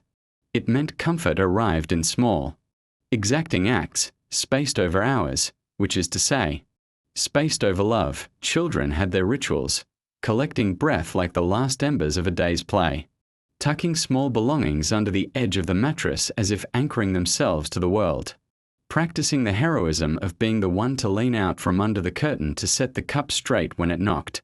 They learned the lullabies that are more like instructions than songs. Breathe like the sea does in summer. Let your hands be heavy like wet wool. Count the animals' breaths, 1, 2, 3, until your mind borrows their patience. The dog, if there was a dog, always knew when the truly final settling had begun. It would shift from watching to waiting, from waiting to sleep, its back a line of warmth at the feet of the youngest, its ears taking one small turn on watch without being asked, if the house itself could speak of sleep. It would tell you about the incantation of lowering the lamp. Not the snuff, which is a kind of violence to the eye, but the slow turning down so light yields rather than resists. That gesture teaches the room what to do. It says, now we will move with less currency of light and more currency of habit. The curtain follows, and in its drawing, the world outside is politely excused. The breath deepens. Wool finds skin. The pocket climate persuades the nervous system that it lives in a smaller world for now, a world one body can warm and several bodies can make generous. Even in the sober cold, this is wealth. Snow in the far north was not an enemy to be driven off. It was a material to be shaped, an insulator to be recruited, and a partner to be kept in good temper. A house without the large, drying appetite of a fireplace relied on steadiness more than spectacle, and winter's snow, if spoken to in the right way, could lend that steadiness. The Vikings learned to place the house where wind would do some of the work for them, to coax drifts to form where they helped rather than harmed, to keep roofs honest under weight, and to make entrances that remembered the weather even when a person forgot. Snow made the world simple in one way: everything wore the same color. But it also multiplied the world's subtleties. A ridged shoulder could turn a gale into a friendly swirl. A low fence could turn a threat into a blanket. The art of living with snow was a tension practiced until it looked like calm. Wind is the first mason of winter. Before the ground is truly hard, a family reads the land. Where spruce leans slightly is a primer. Where last year's grass made a comb for the prevailing gust is a map. A house placed a little downwind of a hummock or shoulder of earth stands in a pocket where the wind has already grown tired. The aim is not to hide the house from wind entirely. Still air is damp air, and damp does mischief, but to persuade the gale to spend its argument before it finds the walls. Once settled, the home grows its own modest architecture outdoors. Low windbreaks made from brush and turf blocks, not tight enough to make the wind leap over and scour the far side. but loose enough to slow it so that snow settles where the family intends it to settle. Such fences are not grand. They are waist-high, perhaps chest-high, cut to leave gaps, renewed after storms with the same regularity that the lamp's wick is trimmed. After the first good snowfall, the windbreaks earn their keep. Behind them, drifts begin to form like docile animals bedding down exactly where asked. Snow is a better quilt than it looks. Packed to a modest depth along the outer wall, never against vents, never burying the houses need to breathe, a drift becomes insulation. It keeps the deep cold from pressing its hand too hard against the turf. People speak of warmth as something made. Here, warmth is also something denied to the enemy. A drift that sits where it should means the inner wall surface remains merely cool rather than accusatory. The family watches the line where wall meets drift and keeps it honest. A small trench is cut to steer meltwater away when the season turns, because the gift of insulation should not become a gift of seep. On days after a storm, children have their own quiet task. Run a gloved hand along the wall, palm down, feeling for places where the snow has pulled away or piled up too fondly. A call brings a shovel, a broom of bundled heather, a little adjustment, and the agreement between house and winter holds. The door is winter's favourite place to collect tax. An entrance that opens straight to the north is an invitation to drama. So, when possible, doors face a kinder quarter. Or they are shielded by a small porch, a linter of planks and turf, or by the simplest of L's in the footprint of the building that makes a bend before the room's true mouth. Even a cloth hung as a second curtain inside the door, a door hanging of thick wool, turns a single threshold into two, with a lobby of cooler air that does not rush to sit at the table every time the latch lifts. In brittle weather, the door is opened as one opens a conversation with an elder, slowly, respectfully, with pauses that let both sides adjust. A person steps in and closes, then breathes, then opens the inner hanging. Children learn the choreography just as they learn to tie leg wraps. In winter, manners are a way of keeping a house's small climate intact. Whiteouts ask a different kind of courtesy. A rope hand line from door to woodpile, door to byre, door to a neighbour only a short walk away can turn blindness into a path. Poles planted at intervals, each top wrapped with a tuft that the eye finds even when the world is a milk bowl, mark routes that in summer need no marking. A family places a simple carved sign near the door, waist high, that rises above average drifts. When the world goes featureless and the sky is only a paler version of what lies underfoot, this small piece of standing meaning tells a returning person, here is home. In such hours, a lamp is useless outdoors. It flutters, it cuts the pupil's patience, and it lights only the snowflakes leaping to their own music inches from the face. Better to trust markers laid on good days and the grip of a line felt like rosary beads in a steady hand. The roof is a conversation partner all its own. A turf roof, rooted into itself, holding sod that holds the memory of grass, wears snow like a second pelt. Weight can be friend or threat. A moderate burden is comfort. It thickens the roof's patience, it hushes drafts, it keeps the room from feeling the knife edge of a cold snap. Too much, and the roof will tell you in several languages. A beam that pops with a sharper voice. A door that scrapes when no one has kicked snow against it. A new line of frost feathering inside along the seam where timber meets turf. At such times, the pole that hangs beside the door, kept there for this one clear purpose, is lifted, and the family performs the practiced rite of easing the snow's ambition. Nobody jams or jabs. Small pushes send sheets sliding in sections, not avalanches that tear at the eaves. The work is done in pairs, one watching the other, one inside listening and calling when the sound is wrong. Children stay clear on such days, not because they are too small to help, but because caution is also a lesson. Ice is the roof's quieter argument. Where the day allows a melt rivulet under the snow blanket and night corrals it into stillness, ice sets small teeth along an eave. A few are ordinary, and they glisten like grace. Many are warning. Drips that set into bars tell the watcher that warmth is being wasted above and withdrawn below. The vent might be pinched too narrow. The snow's blanket might be uneven. A seam might be inviting air to race under the roof where it should wander slowly. Adjustments are made. A vent opened the width of a finger for 2 hours. A narrow rake used to pull a small path across the roof so that water finds a safe, temporary course. A blanket moved inside from bed to bed if the room has grown too still and damp in its patience. The aim is not to make the roof bare. It is to teach the snow to lie with manners. Tools of snow are humble, and each has its season. A broad shovel to move light falls quickly and leave the ground unbitten. A narrower spade for heavy storm ends, to lift rather than throw the back into a world that will not thank it. A broom for steps and the small court between door and the first drift fence. A hooked staff for the roof, its tip shod so it does not wound the turf under the white. They hang where hands find them in the first reach, heads down so melting snow does not walk down the handle into the grain, where it would freeze and split the wood in a week that offers enough trouble already. Each handle knows its hand, and a certain quiet pride runs in the household when a tool can be taken up in the dark by shape alone. Not all snow is meant to be invited. Vents, high and low, remain clear by ritual. After a storm, a person walks the house's circle, clockwise, always the same way, touching each vent's mouth with a palm, listening for the tone of air. You can feel it. An honest stream is cool but dry. A stifled vent is clammy against the flesh. A howling gap scalds the wrist. A thin stick establishes passage if snow has tried to seal a mouth. A small brush clears the few inches that make the difference between air that carries words and air that carries trouble. The tour ends where it began, and the house seems to breathe deeper when it is done. The breath of a building in winter is not a metaphor in such places. It is a thing you can sense in the soft hairs on your arm. Entrances to stores and larders have their own protections. A low awning of brush over a dug-down larder mouth breaks the fall of new snow so that a person does not ladder into a buried pit and bring half the yard with them.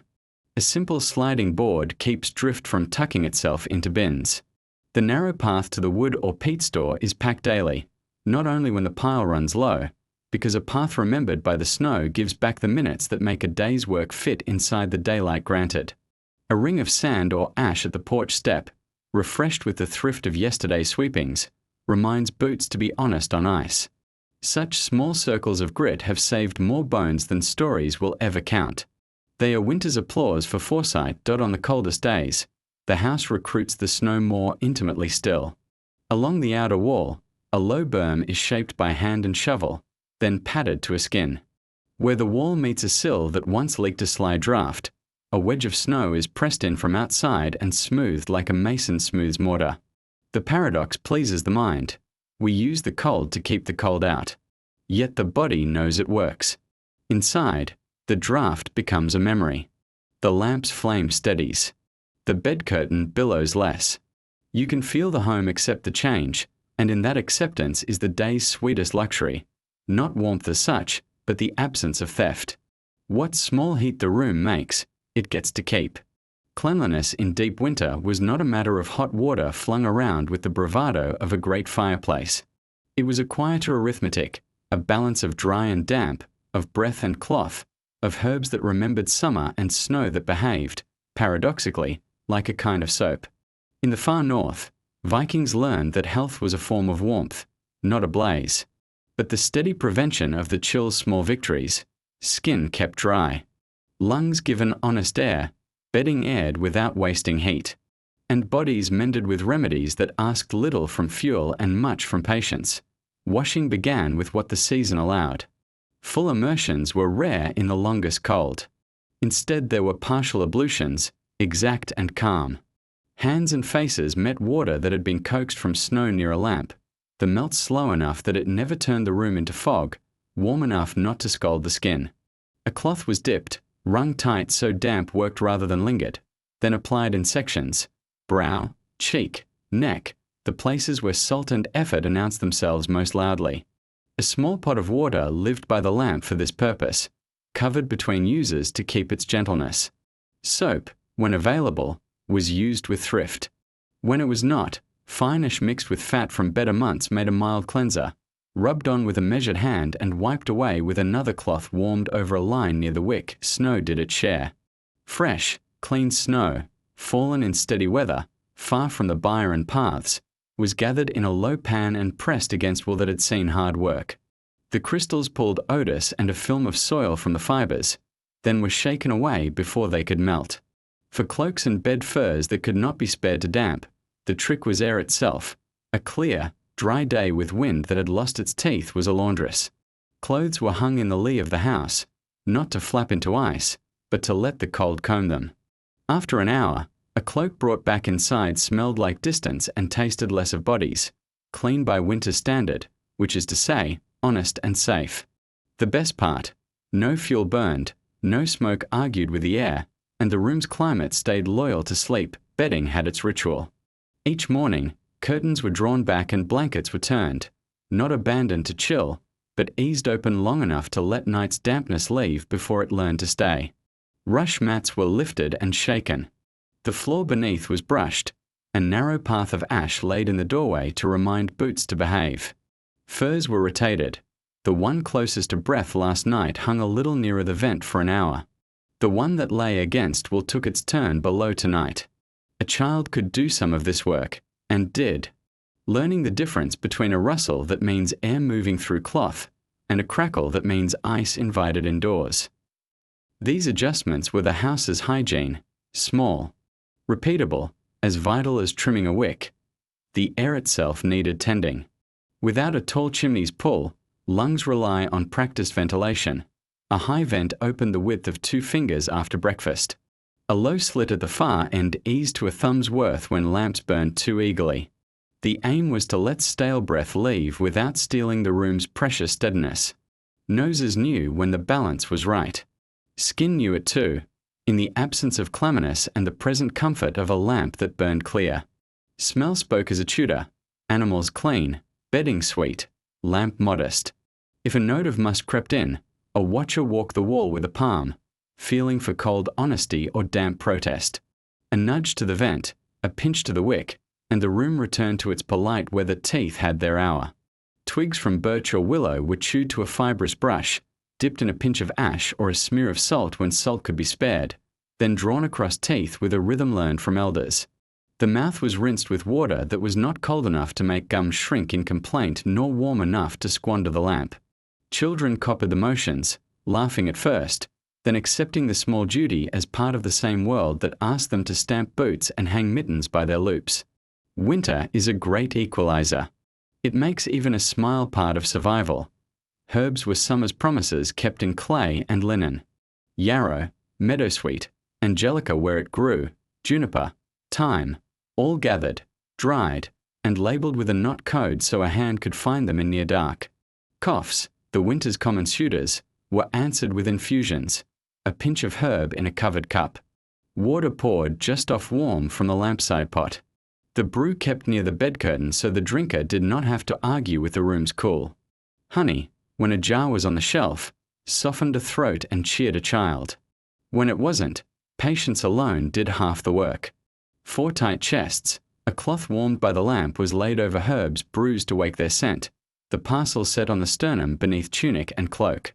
The heat was slight, but the comfort was real. Winter medicine does not shout. It agrees. Skin wanted oil more than scalding water. Animal fat rendered clean in kinder weather was kept in little pots. A thumb of it, warmed by hand, was rubbed into knuckles, heels, and the arch of a nose that the wind liked to chafe. Cracks invited trouble. Oil closed those invitations.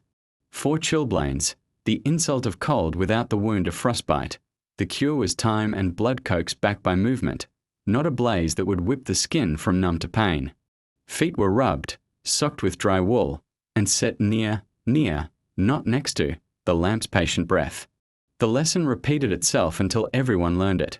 Warm slowly, and warmth will stay. Illness that asked more, fever, a wound, a cough that settled too deep, was met with a set of quiet agreements. The sick were given a corner with more curtain and less draught. Their cups and cloths were kept separate and clean. Hands were washed more often, not with extravagant heat, but with thoughtfulness that made each washing count. A pot of water simmered briefly outdoors at midday could be brought in, wrapped, and used by degrees. For tea, for cleaning, for the comfort a stewarded warm thing gives a room. A watcher's job was not to conquer the sickness, but to prevent winter from allying with it. No damp in bed, no breath trapped under a hood too long. No chores demanded that could be traded or delayed. Sore muscles and aching backs had winter's own balm. Work arranged like a weave, with motions that alternated strain and rest. Indoors, mending and carding were paired with standing to brush the floor or to check a vent. Outdoors, pulling a sled was paired with brief tasks that let the shoulders fall and the hands tuck under arms. At night, a warm stone wrapped in cloth at the foot eased cramps the way a song eases silence. That stone was no miracle. It was borrowed sun turned into courtesy. Children's health was a ledger of little gains. They were taught to breathe through the nose and to be scandalized by wet mittens left bald at the door. They learned to drink when told, not when thirst shouted. Winter blunts the shout. They were allowed outside in bright, still hours, wrapped and hooded, to run the circle between two markers and back until cheeks pinked and spirits did the same.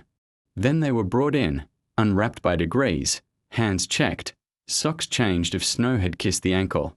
Laughter belongs to hygiene as surely as cloth and water. A child who laughs before sleep sleeps deeper. Even the house received care as if it were a body.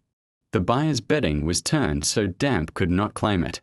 The partition's seams were rubbed with fat where wood had cracked. The lampstone was wiped so soot did not multiply. A clean house is a warmer house. Fewer drafts, fewer petty arguments between air and wall, fewer places for damp to sit and begin its mischief. Order kept heat from being squandered on confusion. A spoon returned to its hook meant the lamp did not burn extra minutes while a hand searched under benches and muttered. Cleanliness was thrift made visible. When storms penned everyone indoors, hygiene joined the day's play. Combs went through hair while stories went through time. Nails were kept short so dirt had nowhere to live. A pail for peelings and threads was emptied before it began to smell like something that had forgotten summer. The floor was brushed in long, slow pulls that made the room whisper with approval. These gestures did not make the house hot. They made it kind. In kindness, the body relaxes and accepts sleep. And sleep is the best doctor winter can spare. There were, of course, old tricks brought by travelers or learned by watching neighbors whose land taught different lessons. A dab of spruce resin over a small cut sealed it against damp and time. A juniper branch, laid carefully over a tiny ember in a pot outside, lent a passing smoke to garments that needed a little more than air to feel fresh. Then the pot was stilled, its temptation to smoke indoors firmly denied. Angelica root chewed for a sour stomach. Thyme laid in a pouch near a baby's bed so the night smelled like a remembered hillside. Each of these belonged to a repertoire that asked almost nothing from flame and gave almost everything to morale. In the end. Health in winter without fireplaces was built the same way warmth was built, in increments, with listening, using the tools at hand. Snow taken for soap, air for laundress, cloth for bath, herbs for summer's echo, oil for skin, patience for all the places where the body wants to hurry. A household that kept these faiths found itself with fewer coughs that lingered, fewer nights of fretful tossing, fewer mornings where dread sat at the edge of the bed and asked if the day would be too long. The lamp burned clear. Breath felt honest. The room kept its steady cool, and within that cool, people kept their ease. Winter in the far north did not leave a family to prove itself alone. A house without a roaring hearth was strengthened by another kind of fire, the slow, steady heat of neighbors exchanging labor, news, tools, and watchfulness. The Vikings survived the Arctic dark not as solitary figures against a white horizon, but as threads in a cloth. The cloth did not glitter. It held. Where fuel was scarce and smoke could not live indoors, the warmth that mattered most often walked from door to door in boots that knew the paths by feel. Mutual aid started with weather sense. One home saw a line of cloud thicken over the sea and sent a child to the next with a short message. Close the outer vent, bring in the last of the linen, tie the sled where the wind will not drag it. The child returned with a nod and perhaps a small loan, a better pin for a door hanging, a twist of wick fibre, a spare thong, items so small they would never appear on a tally sheet and yet prevented tomorrow's avoidable troubles. In this rhythm, houses breathed together. If one closed its lungs, the others prepared to do the same. Chore sharing had a calendar. On an agreed morning after a heavy storm, paths to shared necessities were cut in company. The work was arranged so the strongest did not simply pull while the elders watched. It was arranged so everyone had a role they could perform without burning the day's store of warmth. One person measured the depth, another cut the first cut, another cleaned edges so the next snow would remember where to lie. A sled moved in a small circuit carrying brush for markers. A pair of hands shaped the bundles into tassels that could be seen in flat light. The talk was low, breath saved, voices used like prudent fuel. By noon, the lane to the smokehouse, the landing, and the stand of willow was a quiet corridor in the white tools travelled. A family that had a better hook for a roof rake lent it to the neighbour whose pole was too blunt. In return came a small stone that kept heat like a secret. A sharper all moved down the row of houses and back again. A soapstone lamp cup was borrowed on the day a baby was expected so a steadier light could attend the small hour. There was pride in having what was needed, but greater pride in knowing that need did not stop at the sill. No one made speeches about this. The speeches were the neat pegs where borrowed things hung until they went home. Food followed the same quiet road. When a seal was taken or a net was luckier than usual, portions moved outward first, not inward. Elders, those mending injuries, a household with a new infant. When fish failed and wind bullied all week, the families who had taken a little extra care in autumn poured that care into the community. A crock of ferment opened earlier than planned and its best portion carried with gloved hands. A cheese that had been saved for a festival trimmed for a Tuesday that needed it more. Winter's arithmetic was strict, but it was not heartless. The strictness kept the heart from making foolish promises. The heart kept the strictness from becoming meanness. Messages rode the air between homes. Not shouted. Shouting burns throats and scatters strength. They were carried by patterned knocks at an outer plank, by the sound of a door lifted just so, by a song hummed on approach that identified the visitor without asking anyone to rush. In Whiteoat, a rope line strung between two houses was both path and ladder. The one who came along it paused at regular knots to tug in a way that said friend, and the one inside answered with a tug that said heard. When wind fell, words could be used again. Until then, the line spoke on the worst nights, when the house creaked under its hat of snow and the animal's breath rolled like a slow tide.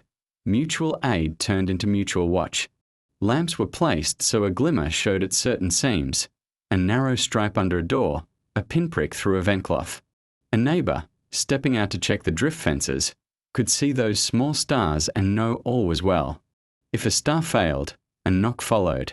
If the knock failed, a latch lifted and a pair of people stood just inside the entry, bringing with them only the cold they could not help, and they listened. Often there was nothing amiss, only sleep. But the act reset the night's balance. Two houses now knew, and knowing is a kind of heat. Repairs that required a true blaze were scheduled together. Once a fortnight, if weather allowed, several households met at the communal hearth or wind-sheltered pit outside the cluster of homes. Metal was tempered, fat rendered, a thicker bread baked, a pot given the boil the home could not afford.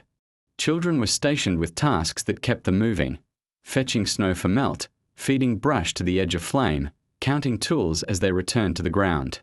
Stories were traded, and news. A broken binding might find a better idea in a neighbour's hand. A new cut for a hood might pass from one family's pattern to another's cloth. Then, when the blaze had spent itself to ash and the work was done, people returned to their steady rooms with goods to last 2 more weeks without asking smoke to live under turf. Dispute resolution was winter-shaped. Arguments could not burn long. They would melt something needed. A council was the same room with more patience. 3 elders, a talking stick no one clutched, 2 neighbours who took turns to say what must be said and then to listen while the other spoke. Decisions were not always sweet, but they were exact, and they were carried out in the same way chores were, deliberately, without fuss. A fence was moved. A net right-of-way on the ice was agreed. A sled borrowed too long was returned, oiled, with new lashings. The village's temperature rose a degree simply because words had been put in order. Childhood itself was communal. Routes for practice on skis were marked by many hands. A fall was observed and corrected by a neighbour as gently as by a parent. The lesson mattered more than the teacher, and the village preferred a child alive in spring to any pride about whose advice had been heeded. In return, children became couriers and watchers, blessed with the fastest feet and the freshest eyes. They learned to carry a message without spending it in chatter, to notice a vent clogged with plough snow, to fetch a tool without needing the name, because they knew its shape and the hook where it lived. News from farther off, coast, market. A boat that should have returned, arrived either as a person with a pack or as a letter in wood, a carved token left at the shared landing. A bundle of twigs braided in a pattern that said "Storm drove us north, ice late, good catch near the outer stones." The code was not secret. It was practical brevity. The village read it together and laid its next week's plans accordingly. Each family's margin widened slightly simply because insight had been pulled in the light-starved months. Gatherings were planned to spend little heat and give much. Low-story feasts where every dish could be eaten warm or cool. Tale nights seated near bed curtains so the return to sleep cost nothing. Song hours where rhythm kept blood moving and no one's breath steamed the room. A lamp near each group, wicks trimmed. Doors opened rarely. The byre end checked between songs so animals did not feel forgotten. You could call it culture. They might have called it being decent to one another while the world tried its indifference outside. Loss, when it came, was handled with the same ledger. A field hand gone to fever, an animal taken early, a roof damaged by a wind that changed its mind. No one waited for spring to patch the hole. The patch was the neighborhood itself, a day of hands, a lone beam, a ready pot of porridge rotated through houses so no one cooked and everyone ate. The grief did not become smaller. It became warmer, which is a different kind of mercy. A home that had been wounded returned to the village's temperature, and the village felt more solid for the repair. When spring loosened the world, the mutual aid did not end. It changed topics. Nets were mended in company on the shore. Seed was swapped along the lane where snow retreated first. Stories turned from endurance to plans. But the winter habits remained under the new season's colour. Paths kept, tools returned, messages carried, disputes settled with words that don't smoke. The homes were still separate, of course. Each had its lamp, its curtain, its way of trimming a wick. Yet in the deep months, they had learned to treat the space between doors as if it, too, were a room that needed tending. In tending it, they made warmth that required no fire at all. A home without a roaring hearth kept itself alive not only by holding warmth, but by refusing to let usefulness leak away. In winter, repair was a form of weatherproofing. Mending was a kind of heat. Every stitch saved a journey outdoors. Every tightened binding kept fingers from arguing with cold metal in the dark. The Vikings in the far north practiced a craft of small continuations. Tools cared for, fibers coaxed back into strength. Wood and bone shaped in lamplight, so that the room's steady cool did not turn into hardship at the first failure of a strap or seam. Work began with what could be done beside a lamp. The circle of light was modest, the flame trimmed to burn clear and quiet, and within that circle hands learned to see by touch. Leather, stiffened by breath frost and time, was warmed first by palm and patience, not by blaze. You lay it under a cloak for a while, or against the thigh as you told the day's story. Then, when it yielded, you repunched holes with an awl whose haft fit your grip like a child's hand. A thong was cut with a knife that always hung at the inside peg, never far, never dull. The edge of the knife met a whetstone moistened by a single breath and a drop of lamp-warmed oil. A few strokes, even, unhurried, and steel remembered its purpose. Fibers had their own liturgy. Wool carded in quiet rhythm, returning snarls to soft. Yarn spun by a drop spindle that turned like a thought you didn't want to lose.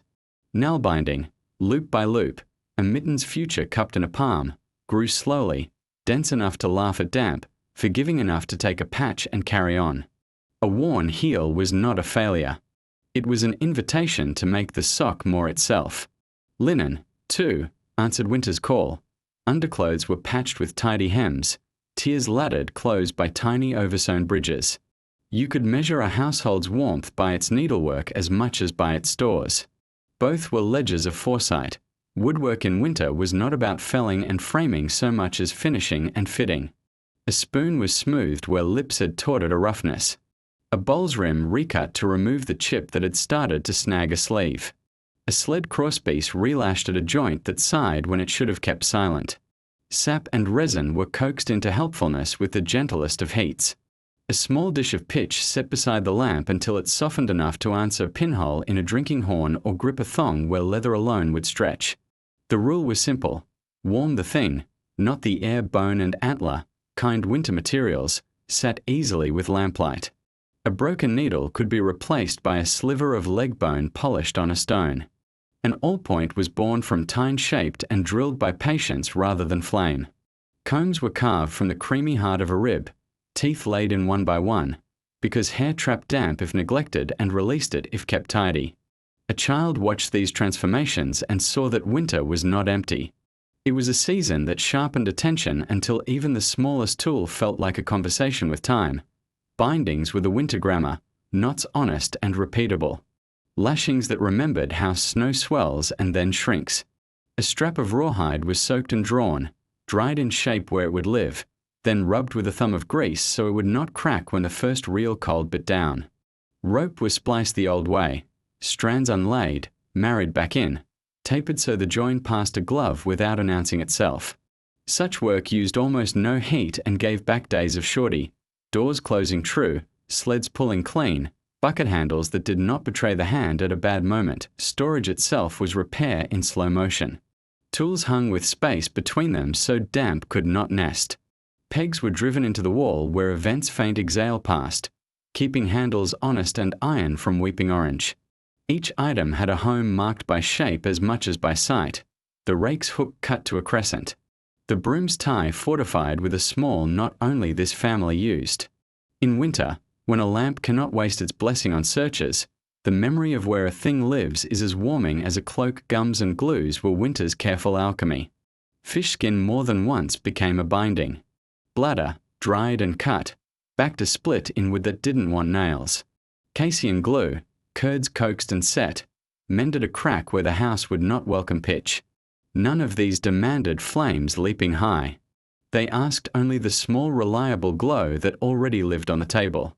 A repair made with too much heat gives up in too much cold. A repair made at the room's own temperature learns to stay metal when it demanded a brighter heat, had its appointed days at the shared blaze beyond the doors. But even then, winter's thrift prevailed. Several homes cued their needs: a hinge leaf rebent, a ring for a chest made true, a knife retempered. Back indoors, edges were maintained with stones the way manners are maintained with please and thank you, often, a little at a time, before things went wrong. A whetstone travelled through the room, from elder to youngster, with a story, just enough pressure. Listen for the sound that says the steel is saying thank you. Skins and hides lived a secondary life as winter's forgiving surfaces. A worn strap became boot binding. Boot binding became a thong for a hood's throat. The last, thin language of leather lined a needle case so points didn't abrade through. When fur lost its bloom at the elbow of a cloak, that panel was turned and reintegrated where friction was kinder, and a fresh piece took the stern position. Waste was renamed material. Warmth hid in the ability to rename. There were rituals for the senses as tools, too.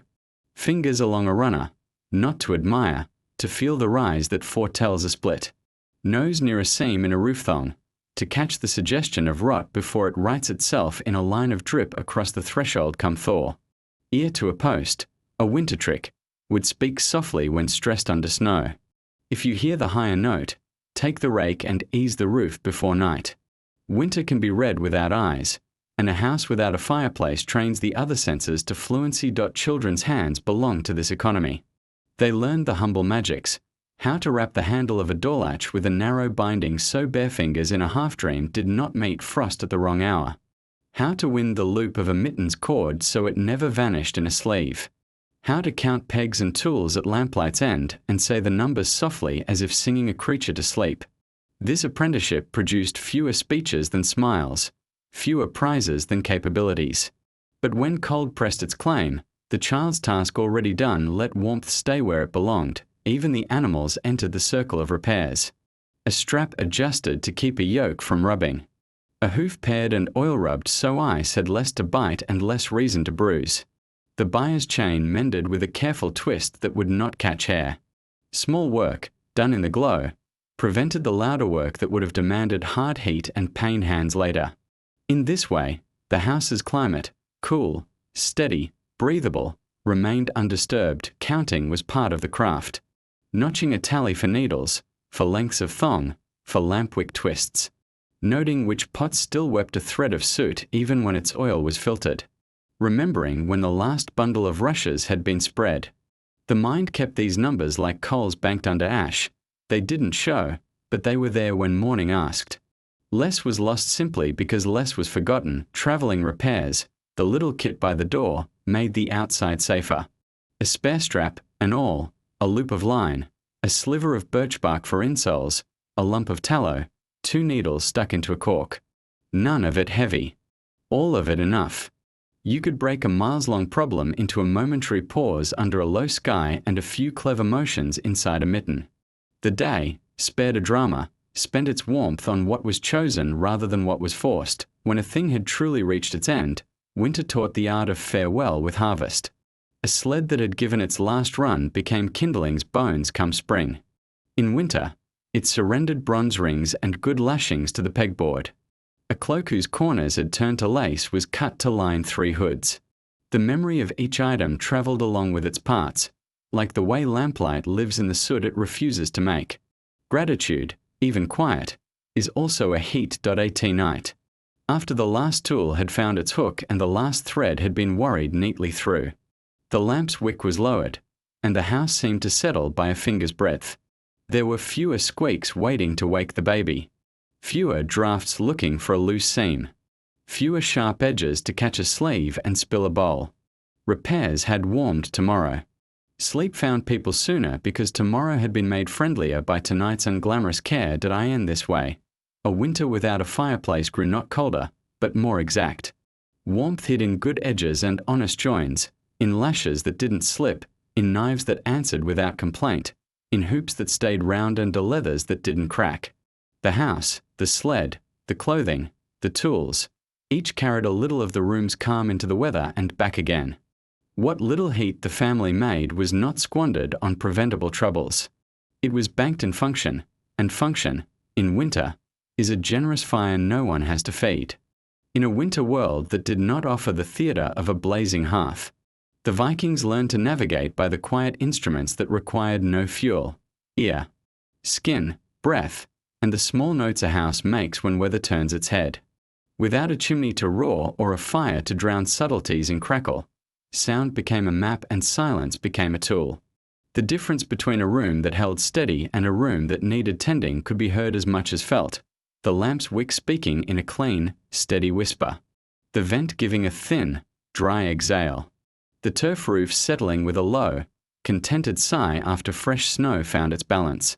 In such homes, people learned an auricular literacy. The night had letters, the wind had grammar, the snow had punctuation, and the animals beyond the partition wrote little phrases of reassurance with their breath outdoors. Hearing saved warmth. Sight fails when the sky and the ground make one page, but sound, humbled, narrowed by the muffling snow, still carries certain truths.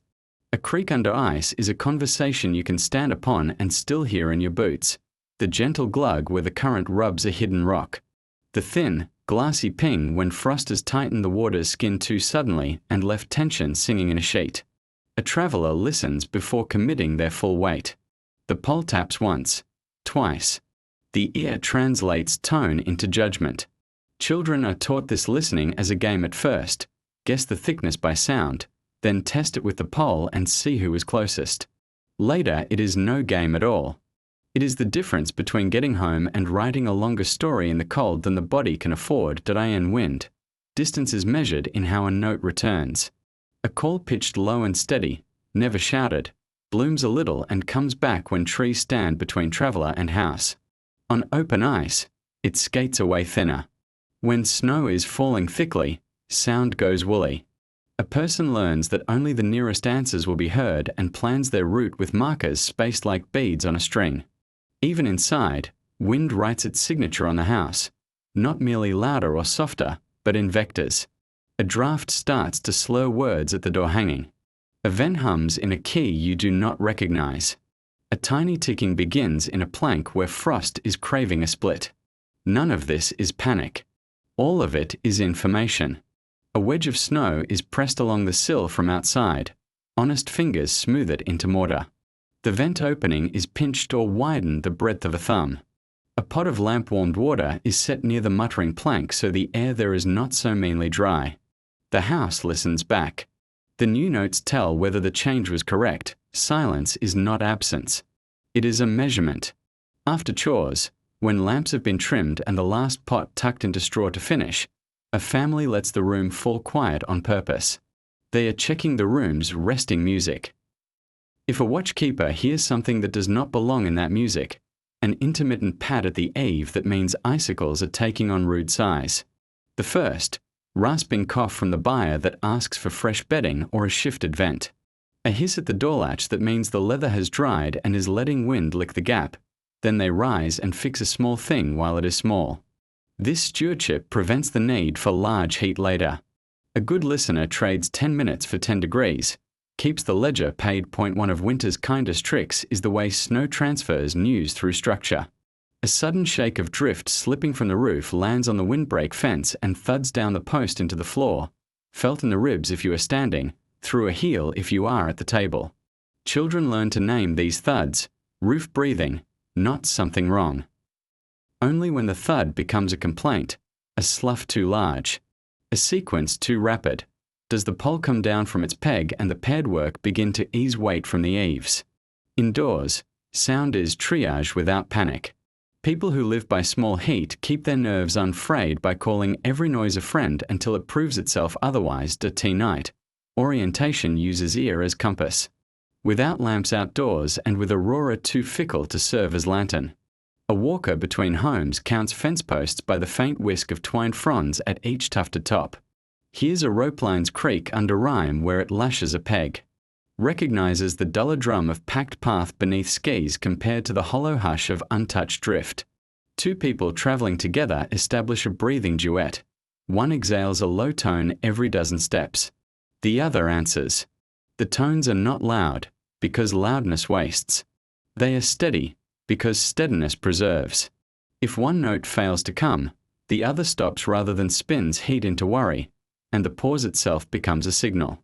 Dogs, where they are part of the household, fold themselves into this score, speaking with a rumble so economical it can hardly be called a bark, just enough to place themselves in the dark indoors. Children are apprenticed to quiet orientation. Find the all by ear, an elder might say, dimming the lamp and letting a youngster move by the squeak of a certain peg, the soft click of bone on wood, the brush of rope ends. Name the beams, and the game is to tap each with a knuckle and say its tone. This one hollowed a little by age, this one dense and true, this one singing worry because snow outside has asked too much of it. The game becomes skill. The skill becomes safety. Safety becomes warmth without flame. There is a wider listening, too, the village as instrument. On a calm cold night, if you step outside and turn your head, you can hear which houses have watchers moving, which doors lift and lower their leather with careful hands, which sled runners were wiped at dusk and now do not weep as the temperature falls. None of it is intrusive. It is community audibility. If a sound goes missing, no animal breath at a buyer that ought to be speaking, no lamp trim scuff from a widow's door, someone makes a path through the powder and checks. Warmth is what is prevented from leaving as much as what is invited in. Sound also tells when to travel. The snow that squeaks underfoot at a pitch like rubbed glass is colder than the body prefers for long errands. A day of squeak is a day for local tasks and close watch on skin. The snow that hushes and clumps is a thaw walking around in winter's coat. That is a day to set out and make distances smaller by taking 2 turns in one. The ear sorts these advisories automatically once taught. The brain saves its heat for arithmetic of stores, for mending lists, for story, even food has sound work. Stockfish broken on the block speaks a different crack when the room is too damp. The needle tears will with a new tooth when oil lamp smoke has begun to creep back into the air. A covered pot, finishing under straw, answers the finger's tap with a closer, less echoing note when the grains have swelled enough to call the meal ready. These are gentle efficiencies. A house that hears does not lift lids 4 times and spend warmth on curiosity. It listens once and knows, and then there is the old art of sitting very still and letting the body's own noises inform the next act. The heart bangs too hard. You have worked too fast for the layers you wore. Breathe through the nose and let the pulse slow before you tackle the next shuttle of snow. The fingertips fizz when you bring them back from the air. Warm them slowly under the opposite arm, not above a flame you do not keep. Shudder once to wake circulation, then go on. The skin on the cheek grows glossy and numb. Turn your hood's mouth a finger width and let cloth, not air, meet your face for a while. This is self-auscultation, winter style. It spends no fuel, spares much pain, and keeps the room from being asked for heat it does not have to give in spring. When the sounds change, the drip speaks its string music at the eaves. The turf's first green makes the roof softer under the rake. The animals shift from slow winter to curious winter. The listening remains. It has become the home's religion in the lowercase sense, a daily practice that holds the world together. A fireplace can hypnotize. A lamp invites attention. In that invitation, people become the kind of listeners who fix a draft before it is a chill, reroute a walk before it is a rescue, and find their own beds in the dark without angering the air, thus the ear. Humble as any tool on the pegboard, keeps the family warm. It requires no peat, no driftwood, no stock of cut brush. Only patience and a willingness to treat sound as information, not alarm. Silence as collaboration, not void. The house sings softly that it is well. The snow answers that it will insulate and not invade. The wind negotiates with fences and is persuaded to be useful. The lamp replies in a language of even flame. And in that choir, human voices can be the quietest part, because they have already said what needs to be said in the day's small, warming work. In a house that refused the spectacle of flame, warmth gathered in another place, in the circle of stories. Winter did not quiet the Vikings into emptiness. It tuned them to a lower key where words carried heat from mouth to ear the way a small lamp carries light from wick to hand. Without a fireplace's roar, voices could speak in their natural size. A tale did not have to compete. It simply arrived, took a seat on the rush-strewn floor, and set about its work of keeping people together until morning learned its way back to the window slit. The room made ready for story the way it made ready for sleep, not with fuss, but with small permissions. The lamp's wick was trimmed. A horn screen, scraped thin and oiled, was set behind it to widen the pool of gentleness. The bed curtain at the nearest nook was tied back to make a cove where a child could be half hid, half seen. Tools were returned to pegs so no search would interrupt a cadence. A warm stone eased under a fur at someone's feet let attention stay on words instead of joints. Even the door hanging was tested and settled to stop its soft complaint. The only draft permitted was the one a story draws across a room, tales in the deep months rarely strutted. They moved with winter's patience. There were family sagas, yes, voyages spoken in the present tense so the creak of a remembered hull could be heard. Kinships traced until names braided themselves into something warmer than lineage. Sea roads told like recipes, with measures of wind and islands and stars. But there were also the quiet fictions that belonged to any place where children sleep nearby, a fox who wore a drift like a cloak and learned to move without scaring the snow, a seal that traded a single silver hair for a night of kind weather, a house that would not let the wind in because it had learned all the wind's names and greeted them each with a better one-dot memory. In winter, is a tool sharper than any knife. Without bright flame to hypnotize, minds worked in clean loops, refrains repeated until every ear knew where they should land. Formulas of beginning and ending polished to a softness that helped the nervous system recognize. Now we are safe. An elder might keep a tally of longer tales by knotting a cord, one knot for each night the story had been told so far, so that a return to the thread was a simple matter of thumb and habit. Riddles, too, kept breath warm. Questions that loved the world the way a craftsman loves it. What has a mouth and does not eat? A river in deep winter. What wears a hat that grows heavier and sleeps better because of it? The roof. Laughter is heat you don't have to pay for. The room felt it on the tongue and in the chest. Runes belong to the world outdoors and to lore and omen. But winter allowed small, homely script, marks to remember a verse. A tally of stores turned into a chant, a child's first careful cuts on a driftwood sliver that would not be burned. Letter by letter, the child learned that lines can carry across dark as faithfully as bread carries across hunger. Yet words mostly lived in air. Lines on wood were anchors. The boat was breath. When the lamp was lowered a finger width and the story leaned closer, even the animals in the byre seemed to breathe on the beat. A cow shifted. The partition clicked once. The teller paused as if the creature had corrected a detail. Truth, then, was not a rigid thing. It was a communal weather that everyone helped keep steady. Lullabies were little technologies of warmth. They taught the lungs to move like summer waves even in winter. In for 4, out for 4. Again. Softer. A melody learned from a mother could be sung by a father without embarrassment, because it was not his voice that mattered. It was the agreement. We will keep the pace together and, by that pace, keep our heat. Words were plain, counting feet, naming kin, telling the day it had been good enough. Sometimes the song included instructions disguised as images. Lay like moss on stone, do not seek the wind, which meant keep the covers where they hold. Sleep where the dog's tail points, which meant turn your face to the warmer side of the bed nook. Children obey songs sooner than speeches. The house approved. Games belonged to story hour like commas belonged to sentences. Small pauses that kept the night from running away with itself. Whalebone pieces, soft-edged, carved with patience, moved across a board scratched into a plank. The clack they made was pleasant and did not trouble the lamp. It said, "People are awake and they are friends." Shadowplay used almost no heat. A hand raised between lamp and horn screen could become a gull, a fox, a ship with the right crook of fingers.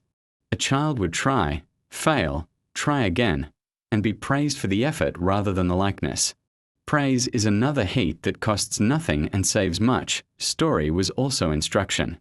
Recipes spoke themselves aloud. A handful only, keep the lid, let steam be supper. Repairs hid inside fables. The hero wins because she notices the sound a door makes when the leather is dry. The fool fails because he sharpens a blade with speed instead of even strokes. Travel craft arrive braided into plots. A boy survives a whiteout because he counts the rope knots and sings between them. A girl arrives home because she knows how the same wind writes different lines on open snow and among scrub willow. If memory later fumbled details, the hand still remembered what the tale had taught it. The point of winter fictions was not to be believed. It was to be installed like pegs at just the height a sleepy mind can reach. There were nights for the longer sagas, the ones that honored ancestors and debts and the stubborn. Splendid truth that the sea gives and takes. But even those were edited by weather. No exhalation was wasted. No speech galloped. If a listener coughed, the teller shortened a clause as a sailor shortened sail. If the lamp smoked, the tale paused while a knife tidied the wick. In that pause, the last line hung like a star, and the return to it felt like a kindness. The absence of a fireplace made everyone a better companion to language. You could hear it in the way lines landed without having to shout. Gifts travelled in words. A neighbour might come for the communal repair day with a story in their pocket, a quick tale from ashore, a joke carried inside like contraband summer, a news fragment from a cousin 2 fjords away. Payment was not expected, and yet it came. Bread cut a bit thicker, a lone tool returned with its handle rubbed smooth. A child taught a new riddle and beaming with the kind of pride that outlasts cold. The ledger between houses stayed warm that way even when the lane was white and the markers wore hats of snow. Not all stories faced outward. Some were simply a way to carry grief without letting it spill. A name could be said softly into the middle of a verse and then covered with metaphor the way a pot is covered with a cloth to keep its heat. The room heard, and the room agreed to carry the extra degree. The absence of thunder and blaze meant that sorrow did not have to compete. It could sit. It could be warmed by the same lamp that lit the mending. and in time it would settle into the household the way a well-made tool settles into a peg, always there, no longer dangerous to bump against in the dark. When the watch hour arrived, between sleeps, when the lamp was trimmed lower still, the story shrank to a murmur and became a private scene between waking and rest. A parent might tell a child a tale only 3 breaths long. First breath, the fox. Second breath, the snow. Third breath, the door. The child would exhale the door, and sleep would open it. Or an elder, waking to check the vent, would breathe 2 lines to the room as if speaking to the beams themselves, old lines that had kept roof square and spirits level for 3 generations. Words Polish would when they are kind. You can feel it in the grain under your palm in spring.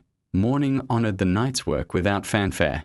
The story left a residue, calm in shoulders, a rhythm in steps, a shared joke that made sweeping the threshold a little quicker. The lamp's soot did not thicken. The air kept its honesty. The animals ate with the grateful indifference of creatures who have been kept well. Nothing grand had happened, and yet a kind of hearth had burned all night, one that asked for no peat and left no ash, that needed only memory, breath, and the willingness of one person to begin. Let me tell you what the wind said when it met the roof. A ship is a summer sentence written in wood and iron, but in the far north its longest clause is winter. When ice thickens in the sheltered coves and the wind smokes the sea into stripes of steely grey, Viking boats go quiet. Not dead, not abandoned, asleep. A house without a roaring hearth taught the same lesson as a shore without easy water. You keep what carries you by tending it in small, faithful ways. No great tar kettle roars beside the hull. No bonfire licks a longship's ribs with heat that would crack the plank seams.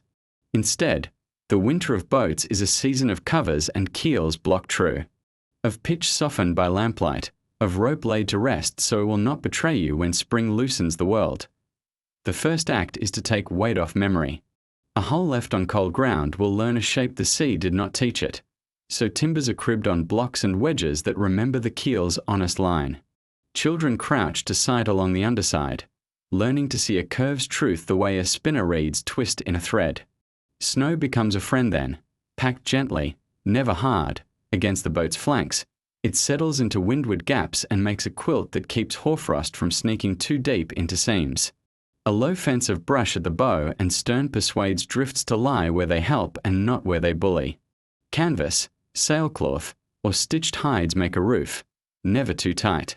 Never a trap for wet, so air can walk through and keep rot from finding a winter foothold. Ropes are winter's books, and they are shelved carefully. Running lines are coiled and wide, patient loops and hung where event's honest breath passes.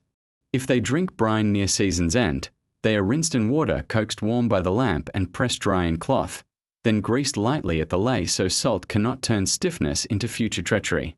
Thongs and lashings are UN-hitched, warmed by hand, rubbed with a thumb of fat, and wrapped in twists that forgive cold memory. You do not ask a cord to be brave in April if you have asked it to be forgotten in January. Tar and pitch, the ship's winter blood, are handled like medicine, not like spectacle. A small pot sits by a soapstone lamp. The lamp asks almost nothing of the air, and in return it gives tar a softness that will return a seam to its polite manners. A feather or narrow spatula lays a line where a summer scrape has told truth on oak. A knife tidies, a rag dabs. No billows, no flames to bully. Wood knows winter's limits and will answer insult with cracks no summer can easily forgive. Where pine resin is used, it is thinned by patience, warmed a little, folded into itself until it spreads like agreement rather than argument. Iron speaks in winter, too. Rivets are tapped with a small, listening hammer. The sound tells if a clenched nail keeps faith or if it has learned to sulk. A spot of orange is not ignored. Never later, always now. A touch of oil, a scrape to bright metal. A bit of tallow to keep air from courting it. Such courtesies cost a household nothing in heat and everything in ease on the first launch day. Knives and adzes used for boat work live on pegs that see dry air. Their edges get the same even strokes that sewing awls do, because a bad cut on winter wood is a debt spring will collect with interest. The shore around a sleeping boat is a workshop stitched to weather.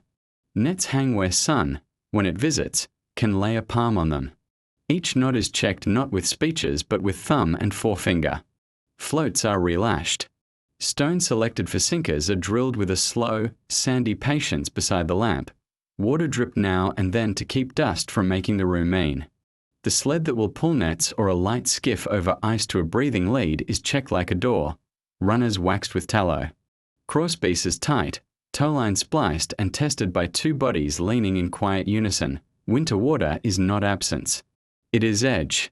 Along the shore, where tide and current whisper under the ice, leads open and close like eyes. Men and women go there on skis or careful feet, never alone, never without a pole and the practiced way of listening with it. A hole cut for a line is a small universe. The ice groans its old song, the line sings in the cold, a patient glove feels what the sea says to the hook. Fish in this season are not feasts. They are punctuation, bright commas in porridge and broth. The line is pulled seldom and surely. The catch is quick to the pan or to the curing plan. Depending on what the ledger of stores has to say, seal and seabird belong to law and season and the frank negotiations of need. Where ice offers a place, men build small blinds out of snow blocks, low, kind to wind, just enough to make a person another feature of the plain. Breath joins the world's breath. A lamp is never lit. Movement is counted like coin.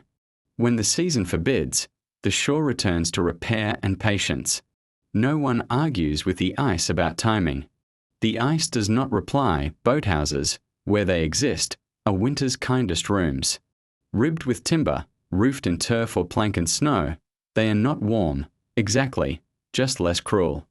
Within them, a child can learn to fare a plank with a shaving knife by light that does not bite the eyes. An elder can show how a scarf joint fits so well the grain forgets it was ever to.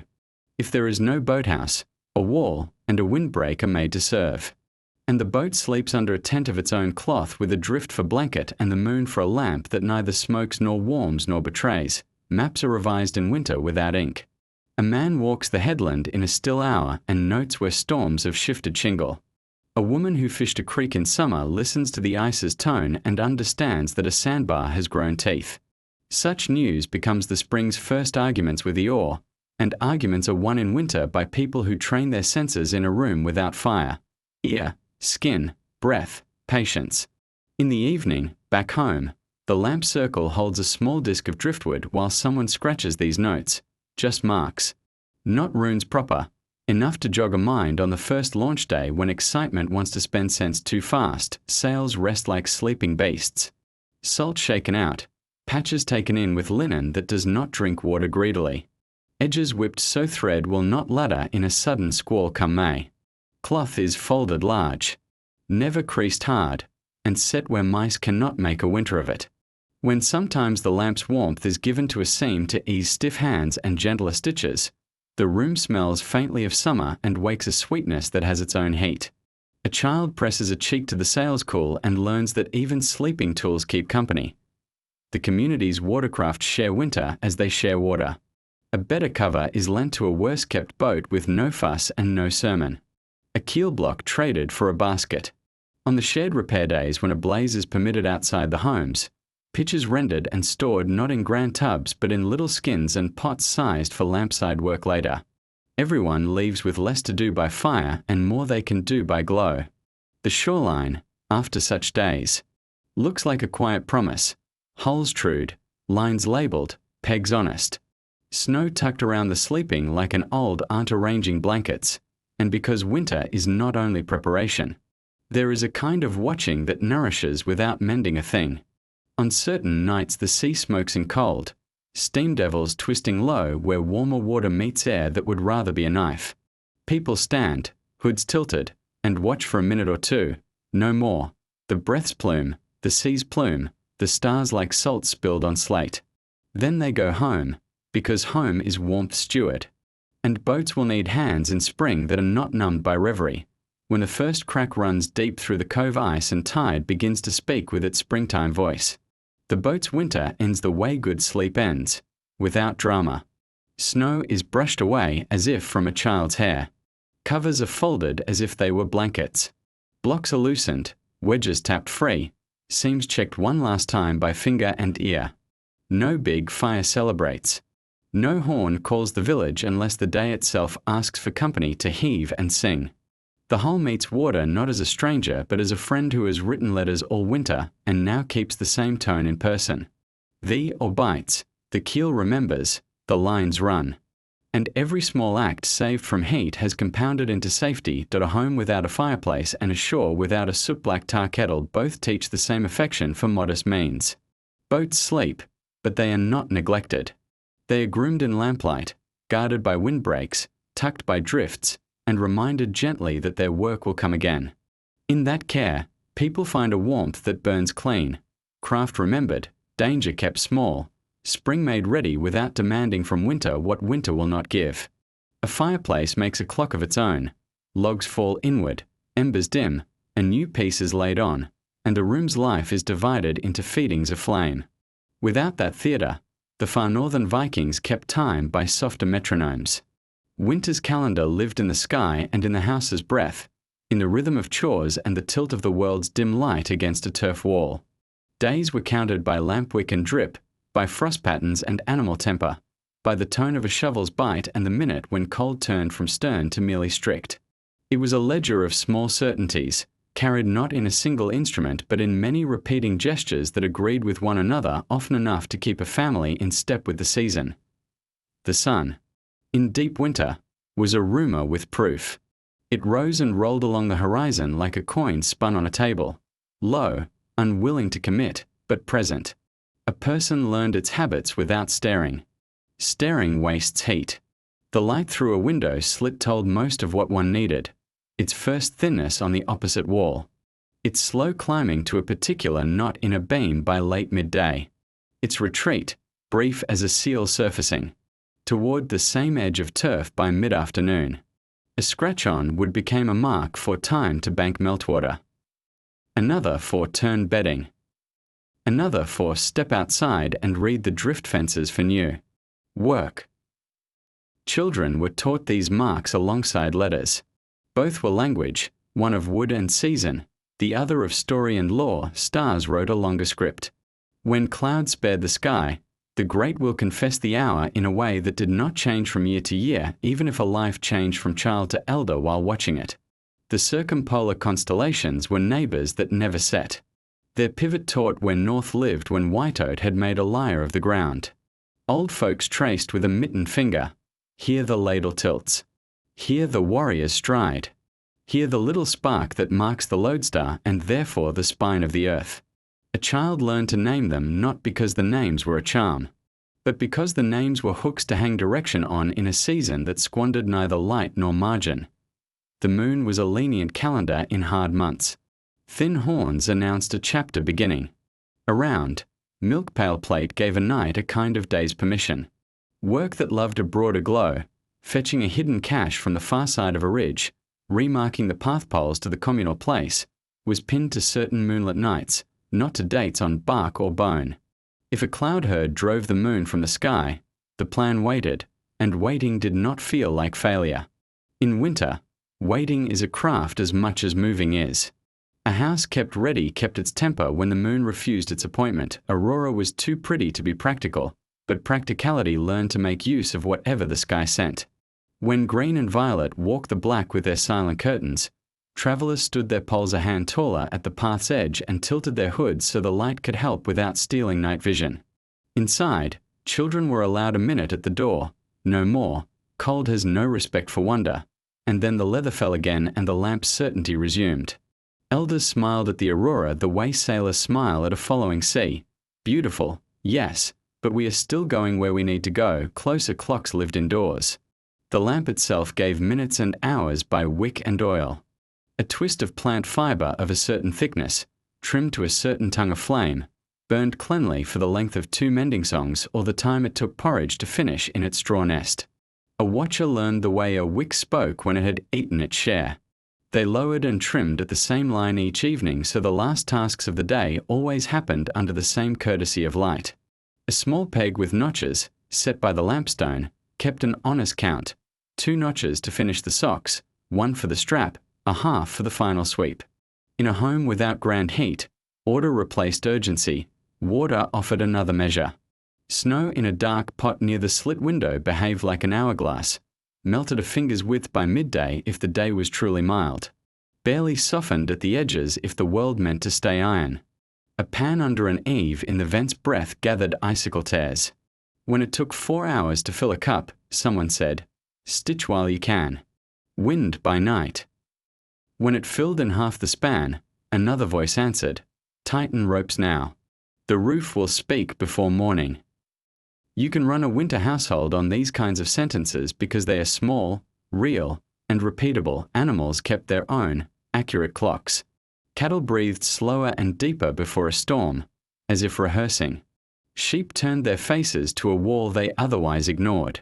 A dog twitched toward the door an hour before anyone felt a draft. Children learned to read those signals and were sent with short, purposeful errands. Check the brush fence, clear the low vent, pull the sled inside the porch turn so wind could not find it. A Byre-End house is a school of meteorology in which breath and hoof write predictions long before the sky completes its sentence. Sound, too, ran on time. It always does in winter. The long roll of the sea when a lead opened beyond the point told fisherfolk that an Edgewater errand might be possible at noon. The creak of the rope line between two homes changed pitch as rhyme thickened. Ears learned that when it sang at a higher tone, gloves must be swapped for the pair with better hems. The shovel's bite at dawn rang bright at 14 degrees below freezing and dull at 5 above. That difference decided whether the day's path cutting would be heavy or light, whether a shared chore could include the old and the small, or whether it should be kept to those who would not spend themselves uselessly. Festivals were not abandoned to weather. They were fitted to it. A midwinter mark, call it what you like, fell not on a written date but on the day when the sun's coin, spinning low, first touched a second scratch on the wall instead of the first. That was the day a larger story was told, the day a shared pot was brought from a neighbour's, the day an extra spoon of fat found its way to a child's bowl. In a house without flames to dramatize occasions, the drama lived in accuracy. Every year the mark and the coin of sun found each other. Every year the room acknowledged it with the same modest generosity. Trade and travel set their clocks in the same language. The start of longer journeys resumed when twilight could be trusted to hold 10 steady pages of work rather than 6. A ring of willow switched in the hand told as much.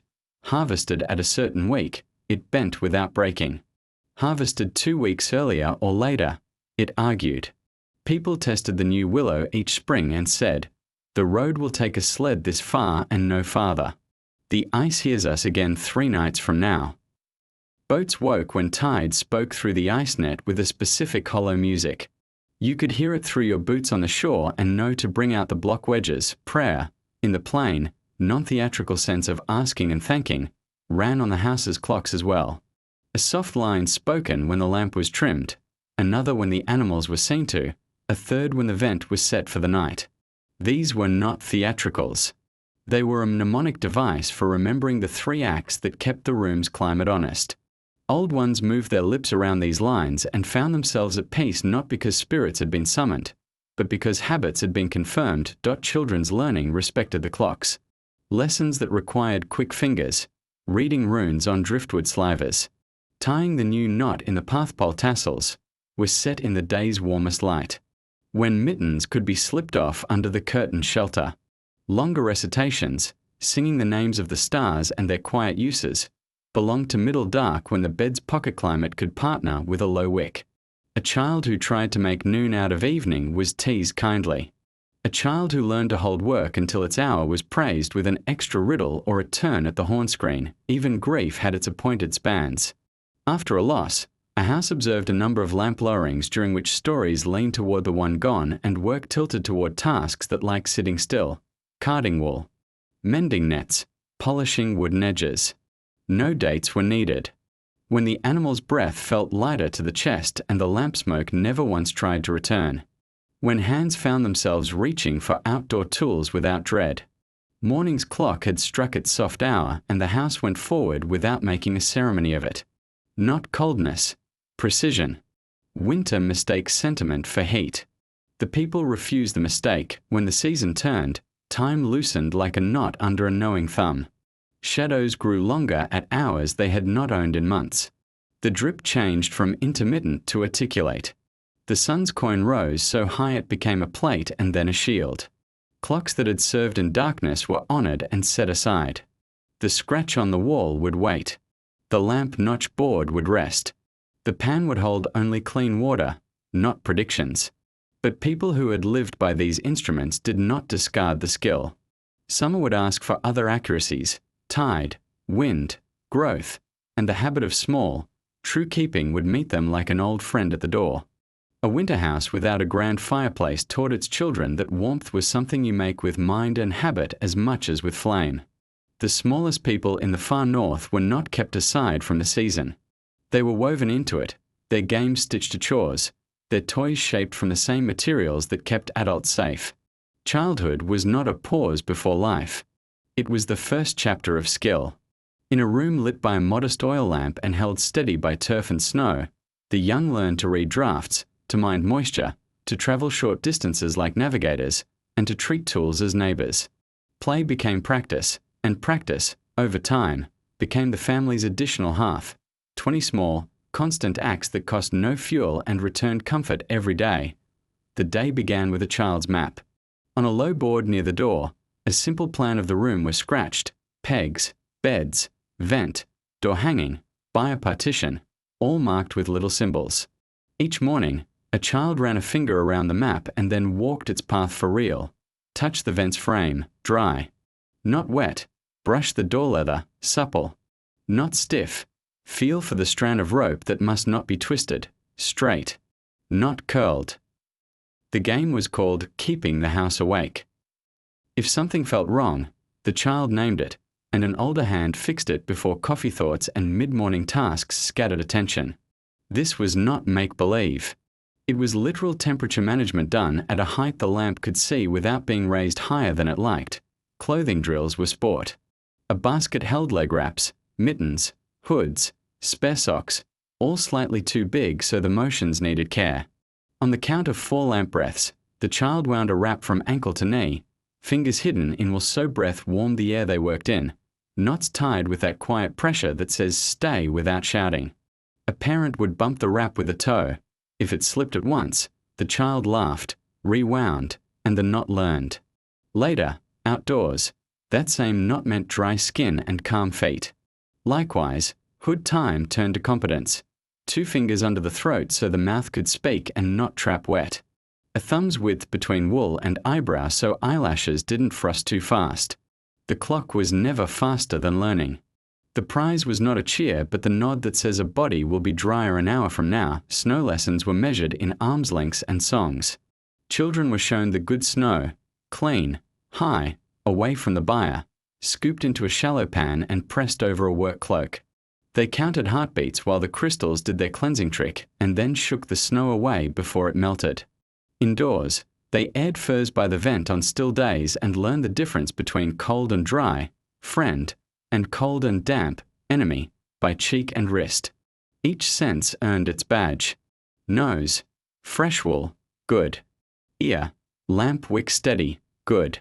Palm, door latch not biting, good. Eye, slight rime near a seam, tell someone now. Tools had names and introductions. This is all, said a grandmother, the way one introduces a decent dog. All helps thongs and leather talk without tearing. This is bone needle. She likes linen better than wool. Pegs were labelled by shape so small hands could tidy without reading. The rake hook cut like a crescent moon. The broom's thong tied with a square knot no other tool wore. Children learned that tools go home to their pegs before sleep, the way animals go to stalls. Out of place tools make a house colder, not because of sorcery, but because searching burns lamp and patience. A tidy pegboard is a savings jar that fills in half seconds and spills into whole minutes when storms argue with plans. Movement was a lesson with songs. Slow is warm, went the chorus while little feet marched the inside path from door to partition. Around the table and back, learning that steady work makes heat where sprinting makes sweat. And sweat is a thief in winter. On bright, windless hours, outdoor routes were expanded. Door to marker pole 1, stamp and smooth. To marker pole 2, stamp and smooth. Back again, breathing evenly. Children counted the poles aloud with the low notes adults used between homes, tones that travelled without exhausting throats. If a child forgot and shouted, no scold followed, just the gentle reminder that lungs are a stove you must not overfire when there is no fireplace watching your vanity. Playthings with a curriculum dressed as delight. A board game scratched into a plank taught drift management. Bone pieces moved like fences. Waves of imagined wind pushed snow beads. If you placed the fence too tight, the wind jumped and scoured the far side. Points lost. If you placed it loose, the drift curled politely. Points earned. A second game rehearsed roof care with a hooked stick and oat husk snow on a little sod sled roof. The aim was to slide sections off without tearing the model eaves. Laughter happened when the whole roof avalanched, and then hands tried again with smaller, kinder pushes. Under that mirth, synapses sodded skills in place, stories carried instructions disguised as heroes. The clever child in the tale won by drying mittens before hanging, because hanging wet mittens near the lamp makes steam, and steam makes the houses breath heavy. Another child reached home in whiteoat because she followed rope knots by number and sang between them to keep pace and courage. Folk tales thanked tools by name. Riddles teased out vent sizes. What mouth opens 2 fingers wide when the lamp sings clean? The high vent. The point was not to make sages, but to put sentences into memory that would stand up in cold, sleepy minds and help the hands do the next safe thing. The byre was part of school. Tiny rakes, light brooms, and child-height buckets stood ready. Bedding was turned in pairs, 1 adult, 1 child, so the small muscles learned good angles. And the small nose learned the difference between animal warm, comfort, and ammonia sharp. Fix this now. Children counted the animals' breaths, slow, slow, slow before storm, a little quicker in mild, and ran to fetch an elder if the rhythm went strange. They learned to soothe a beast with low syllables, to keep fingers where hooves could not step on them, to set water where ice rinds would not sneak in and cut tongues. Care is also heat. Everyone felt it. Mending was offered like candy. A worn strap became a prize because it meant you could practice the 3 truths: tight, even, kind. Tight so it holds, even so it does not chew itself in use. Kind so leather does not crack under winter's grammar. Nail binding lessons made the room hum. Loop, loop, through, and back, a mitten growing under supervision and pride. A child's first stitch went crooked and was unpicked, not with size, but with the happy cruelty of learning. Mistakes are warmer fixed now than punished by wind later. When the mitten finally fit a small hand, that hand felt like a lit room. Counting and keeping were games, too. 1 child made a notch each night the lamp's wick was trimmed without smoke. Another scraped a shallow line when porridge finished with no lid lifting. At week's end, the tally stick told the room whether it had wasted brightness or steam. Then came rewards only a winter house understands: the right to hang your own mittens on the warm peg nearest the lamp, or the dignity of carrying the little soapstone pot that softened pitch for boat seams on the shared repair day outdoors. These prizes glittered because they acknowledged competence, not luck. Even illness carried lessons without scaring hearts. Children learned slow warm for fingers, under armpits, not over lamp. Learned that a cough drinks small sips often, not 1 large gulp that steals breath. Learned the herb names in plain speech: yarrow for scratch and cough, thyme for breath, juniper to make the room brave for a moment. They prepared the spoon, the cloth, the patient's corner. They saw that comfort is a craft made of many small courtesies, and they learned to offer it without being theatrical. Neighbours tutored by habit. An elder on the lane waved a child over and taught the wrist gesture that settles a door hanging so a draft hums instead of hisses. Another lent a better line for tying sled loads. Returning it became a rite of passage. Coils even, no twist, tail tucked once under, as if line and hand had agreed on manners. On path-cutting days, little ones were positioned where they could see how 3 kinds of snow change the angle of a shovel and how bodies stagger their work so no one sweats hard enough to pay heat for hours. After the work is done, wonder was allowed, guarded. On nights when aurora combed the sky, a child stood in the doorway long enough to learn that beauty does not erase cold. Then the door leather fell back, and story hour resumed. The lesson wrapped itself without being said. The world is indifferent and magnificent. Our job is to be kind anyway, to each other and to the room. Laughter was not rationed. Jokes about snow and boots, about the dog who takes the warmer spot, about the way a roof snores under heavy drifts, all of it lived beside competence like bread beside porridge, better together. Easier to swallow, above all, the young learned the house's language. The small pop in a beam after. A new snowfall was not scary, it was roof saying hello. The faint sweet of lamp oil turning bitter was not bad, it was wick once. Trimming. The sudden cold on an ankle at the door was not mean weather, it was mind your rap. When words sought the world without panic. Hands moved correctly without hurry. That's warmth you cannot count in sticks of wood or lumps of peat. It is warmth no blaze can match, because it is carried in every person who can say, without fuss and without pride, I know what to do next. A winter lived without a roaring hearth depends on materials that carry quiet virtues. They wick instead of shout, buffer instead of blaze, and remember warmth the way a good story remembers a face. In the far north, Vikings learned a materials grammar that replaced spectacle with reliability. Moss became a tailor, peat a stored season, birch a patient servant, bark a shield and a wick, soapstone a small bank where heat could be deposited and withdrawn without fees. None of these asked for a bonfire's theatre. All of them kept a family's ledger in the black when the wind would have preferred it otherwise. Start with moss, the seamstress of cold places. Sphagnum, gathered in the drier weeks, cleaned, dried, and stored, was more than padding. It was a manager of damp. Tucked into the cracks where turf meets timber or between a door's leather and its frame, moss swelled kindly when the air grew moist and then yielded that moisture back when the vent learned to breathe again. Along bed curtains, a thin roll of moss stitched into the hem made a lower seal that behaved like a gentle hand, not a fist. In boots, a layer under the insole wicked sweat away so leather did not turn treacherous and cold. And when a child's mitten came home damp at the cuff, a pinch of moss inside the drying loop drew wet from the seam without inviting steam to haunt the lamp. Moss is soft, yes, but its softness is strategy. Peat, cut in summer, carried a different lesson. Heat can be saved in the book of time. A peat block is not a log wishing to be a drama. It is compressed memory, burned in modest moments where a hotter breath is briefly needed, rendering fat outdoors. Warming stones for beds, kissing the underside of a flatbread stone before the rest is done by stored warmth. The home that refused a fireplace still respected peat's thrift. Blocks were stacked by size and dryness so a handful could ground a task and not a habit. Ash from peat, sifted fine, became part of soap for hands and cloth in the deep months. A little ash also quieted an overbold draught in the low vent when winds pressed rude arguments against the wall. Peat's heat is honest and slow. Used slowly, it stays honest. Birch was winter's courtesy in wood.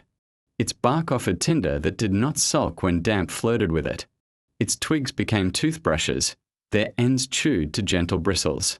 Its sap, when the year allowed, was a spring note stored in a sealed jar to be sipped as a tonic deep in the calendar stone quarter.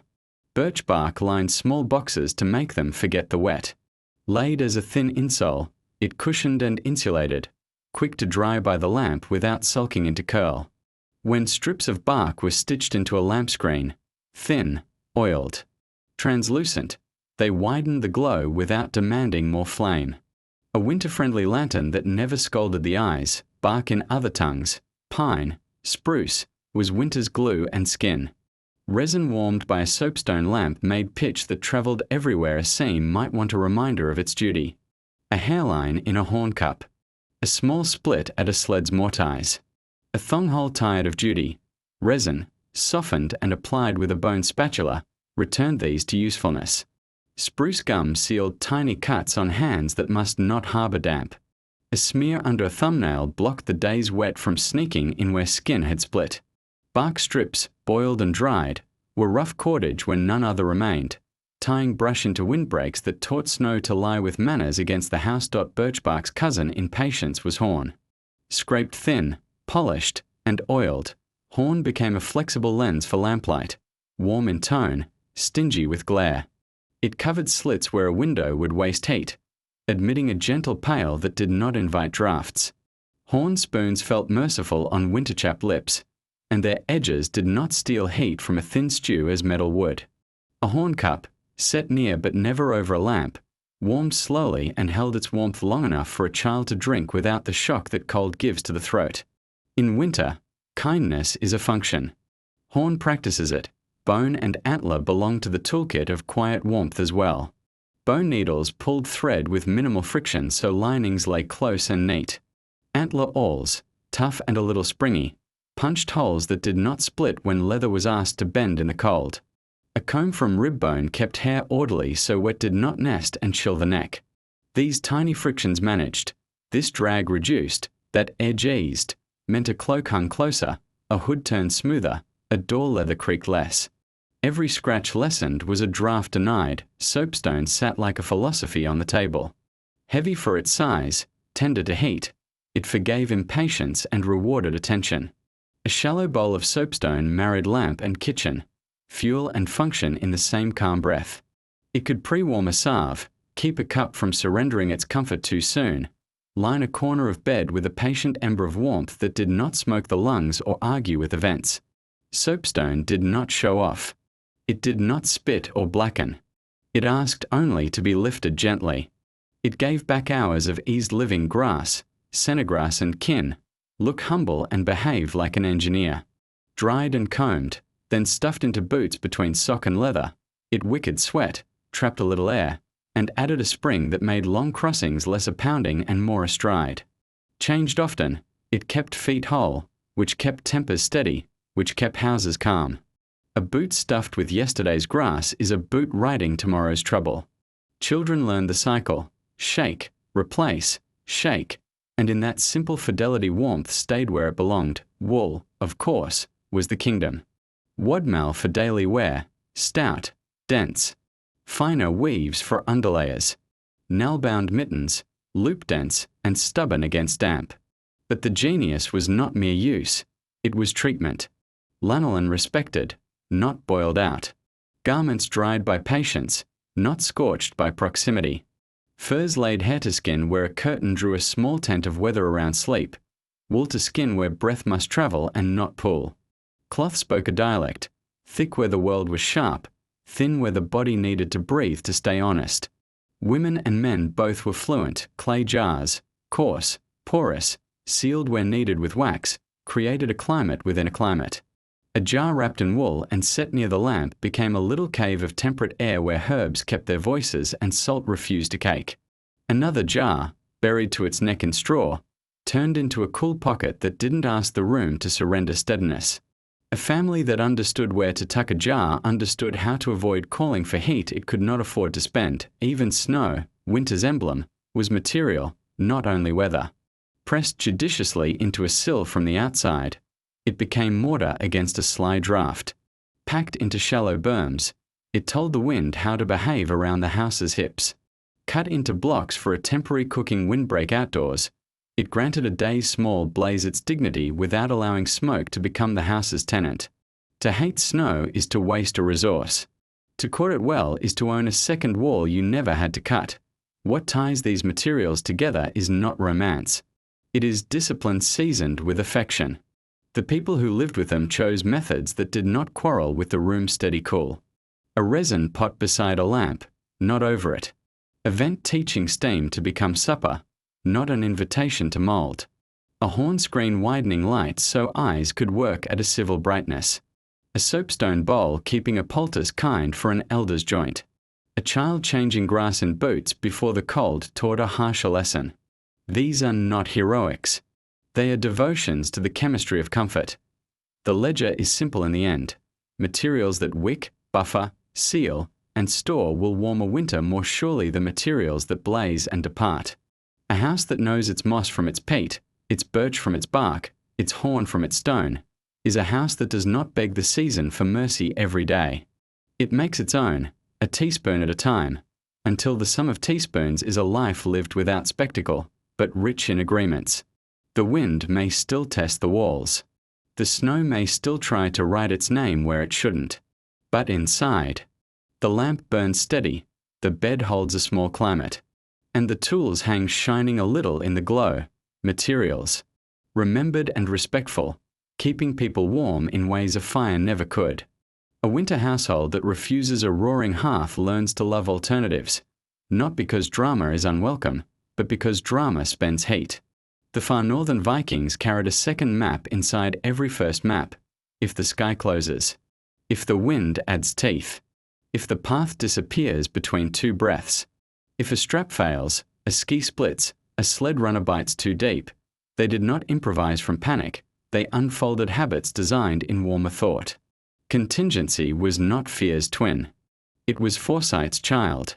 The point was never to defeat winter. The point was to refuse surprises the luxury of becoming emergencies.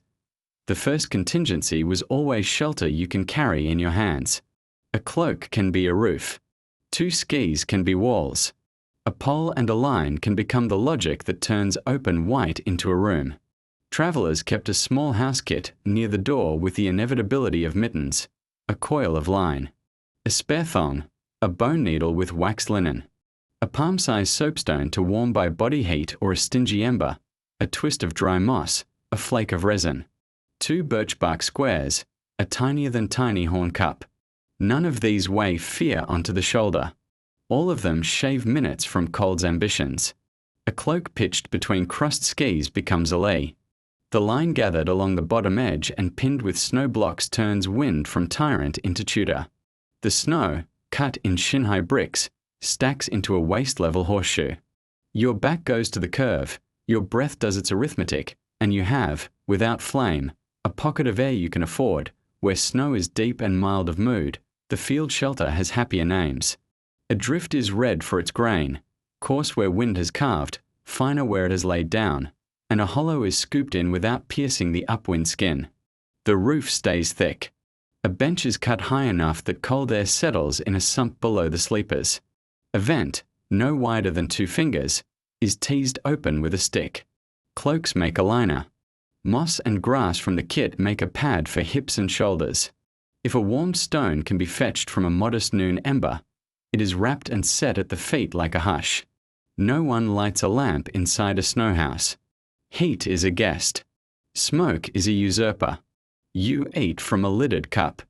You speak in low sentences that do not spill warmth. Dawn finds you unglamorous and whole, signals were warmth in another language. Houses that could not spare fire's theatre became villages that could not spare confusion's cost. In clear weather, a staff topped with a puff of brush, 2 paces high, marked the day's turning points out on the white, at the creek bend, at the low saddle, at the lee of the standing stone. In flat light, these little crowns have a kindness to them. You see them as you see a friend's hand lifted just above a crowd. When wind made sight a poor investment, signals went tactile, knots in a rope line set between homes, bigger not every fifth, the biggest at doors. Tassels hung where mittens could feel them without removing warmth. A stick anchored upright at a cache with a shallow notch cut at knee height so a passerby knew, without looking, here, under my hand. Food and dry tinder weight. You pull, you replace.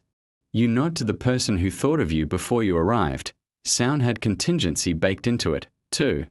The low call used between travelers, the vowel that does not slice the air, does not steal heat, was repeated at intervals measured by breath, not by pride. If the call failed to come back, the next act was not to shout. It was to stop, to plant poles, to let the other find silence rather than chase a moving target. A dog trained to a winter duet added its own note, not a bark, a throat drum, a play sound. When night threatened to become confusion, the rope line to a neighbor's door became a sentence a person could read with gloves on. 2 small knots and a big, this is us. 1 more big, this is them. Meet in the middle with the kit and the extra cloak and the quiet relief that steadies shivering faster than any blaze. Clothing had a plan be sewn into it. A hood that becomes a wrap. A leg wrap that becomes a sling. A belt thong that becomes a repair. A mitten with a thumb that can be moved to other fingers in sequence while the rest stay sheltered. Boots confessed second lives. A slice of birch bark kept rolled at the boot's shaft becomes an emergency insole when damp has argued too long. A twist of grass in a pouch is a shock of dryness when a crossing ran longer than expected. A brooch pin, stout, honest, was both closure and dowel. It could splint a snapped binding well enough to walk you home. Contingency meant nothing has only one job. Food and water wore the same philosophy. A lidded horn cup rode near the ribs where body heat coaxed a snowmelt to a drink you didn't have to pay smoke to make. A little parched grain and a pinch of dried fish in a sewn pouch became a broth in 5 minutes just by sitting in warm water at your chest while you worked at the shelter. Those minutes are the difference between shaking and being able to thread a thong. People who eat the warm thing they can make without flame get to keep the heat they built with movement. People who expect a feast find out that hunger is colder than air, roots themselves kept back up. The primary path ran the creek's back. The secondary kept to the low willows when thaw and refreeze made the creek lie about its strength. In a week of storms, the village refreshed the rope lines. In a month of false soft weather, they moved the poles to higher ground and set stubs where drift had gotten cocky. Caches were made at honest intervals, your own and the villagers', with a humility about how far the day's light really reaches in deep winter. Children were taken on deliberate detours. This is the awkward way home, an elder would say, and the awkward way would be rehearsed until it was simply another way inside. Contingency looked like order. The night basket lived under the bed curtain's tie, a spare wick twist, a knife, a bone needle, a thong, the little horn cup, 2 squares of bark, a scrap of cloth, a child's mitten pair, a dry sock, a stone that had known warmth earlier in the evening. If a sound sent a watcher to the door or the buyer partition in the long middle hour, they did not rummage. They lifted the basket, set the lamp's tongue right, and walked the house's measured circle with exactly what any small trouble usually asked. Big heat rarely rescues the night. Small readiness often does. Neighbor plans stitched to family plans. On days when the outer lane vanished under a storm's wide argument, the cluster agreed to check cadence. Each home put a lamp's pinprick at a seam twice before midnight, once more before dawn. Those who had line of sight to 2 houses became, for that night, bridges. Those at the edge tended the first path in the morning until you see me, as the old phrase went, which meant cut until the person behind you can say your name without moving. Words that measure distance by relationship preserve more heat than maps that flatter. Rescue was not romantic. It was a spreadsheet written in footfalls. 2 go, 1 stays. 2 lights. 1 held in reserve. Rope to waist and drift so a rescuer can be pulled home by someone who already has a foot on the threshold. A sled outfitted before storms with a wrap pelt, a roll of grass, a spare wrap, a jar whose lid is honest, 2 pegs, a little saw, the boat's tarpot sized for a lamp if a seam anywhere asked for kindness. Practice days were scheduled on days when the sun bothered to be a coin. A child lay wrapped and was carried the path to the smokehouse and back. Not to frighten, but to make the straps and hands confess where they would bite or slip. A village that drills quietly in sunshine saves heat noiselessly in storms. There is a moral habit inside contingency that matters as much as any kit. It is the discipline of short decisions. Short decisions cut less heat from the body than long debates. Short decisions extend the patience the room has saved. Turn back or do not start. Widen the vent or add another layer. Ask a neighbor now or ask the wind later and pay double. A home that has practiced the small yes and the small no finds in crisis that muscles remember what the mind can't quite reach because of cold. The hand goes to the right peg. The feet go to the rope. The breath finds the duet note. The lamp wick lowers rather than dies. And a story that could have grown teeth becomes simply a day that asked for plan B and got it. After such a day, people do not brag. They hang the line to dry, spread the cloak, replace the grass, make a scratch on the tally board that means this kit came home empty, refill before sleep, and set the horn cup back in its nest. Someone tells a joke about the snow being too eager to help. Someone else trims the wick to a kinder language. The house returns to its steady, cool weather, and sleep slides down a slope grown gentle by readiness. A fireplace might celebrate survival. A lamp merely witnesses it. The lamp will be there tomorrow, too. A home without a roaring hearth did not mean a home without ceremony.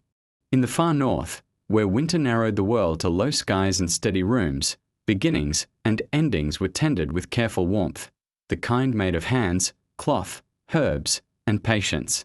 Birth came under a curtain and lamplight. Farewells came with the same courtesy, the same measured breath. The absence of a fireplace did not steal dignity from these moments. It lent them a softer grammar, one that refused spectacle and preferred endurance, privacy, and the kindness of small, repeatable acts. When a child was near, the room rearranged itself without fuss. The bed curtain widened to make a pocket with a ceiling of wool, so breath could build the gentle whether a newborn understands. A soapstone warmed in the afternoon, never hot, always civil, was wrapped and set near the feet. The lamp's tongue shrank to a patient oval.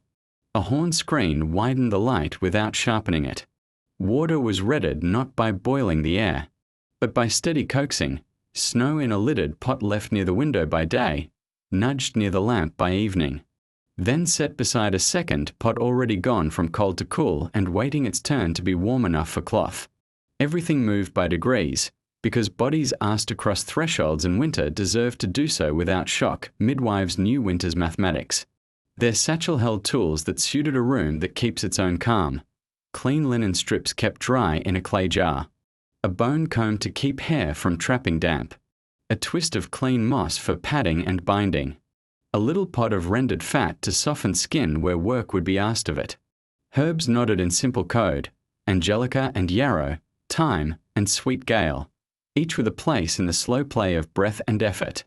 They checked the vent with a palm, pinched the lamp's wick to the right language, and asked that the byre partition be visited. Animals watered. Bedding turned, so their breath would stay even through the night and share a little steadiness with the room. Birth was guided with words as much as with hands. Count like the sea, the midwife murmured, 4 in, 4 out. The mother's tunic was loosened, wraps eased, hair braided back so sweat could dry without cooling the neck. If the hour grew long, a cup warmed in the hands moved to the lips. If worry tried to right itself too quickly, the midwife's palm lived at the small of the back, a weight that told the body it was not alone. When pain crested, no one shouted. Shouting pays heat to the air and steals breath from work. Instead there were low syllables. The room's old lullaby turned outward to greet a child. Outside the curtain, hands carded wool, trimmed a wick, checked the door leather, and returned to listening. The house kept pace. The moment itself was unadorned. A child slid into the world and into warm cloth, not ablaze, then to a breast that knew what to do in longer winters than any story can remember. The cord was tied with linen that had never seen damp. The knife that cut it had been wiped clean and warmed in a palm. Spoor and cloths were managed without fanfare, set aside for washing in water saved for that purpose, not borrowed from the room's climate. If there was a cry, it was welcomed and then quieted. If there was not, the midwife worked with the kind economy of experience, rubbing, clearing, speaking low, offering breath until breath answered. Naming could wait for daylight. What could not wait was warmth managed kindly. Mother and child were nested, wool against wool, fur over both, curtain closed to make a small climate that did not ask the room to transform itself into summer. A warmed stone, tested at the wrist, lived at their feet. A cup sat within reach under the curtain. A spoon waited in the shadow like a friend.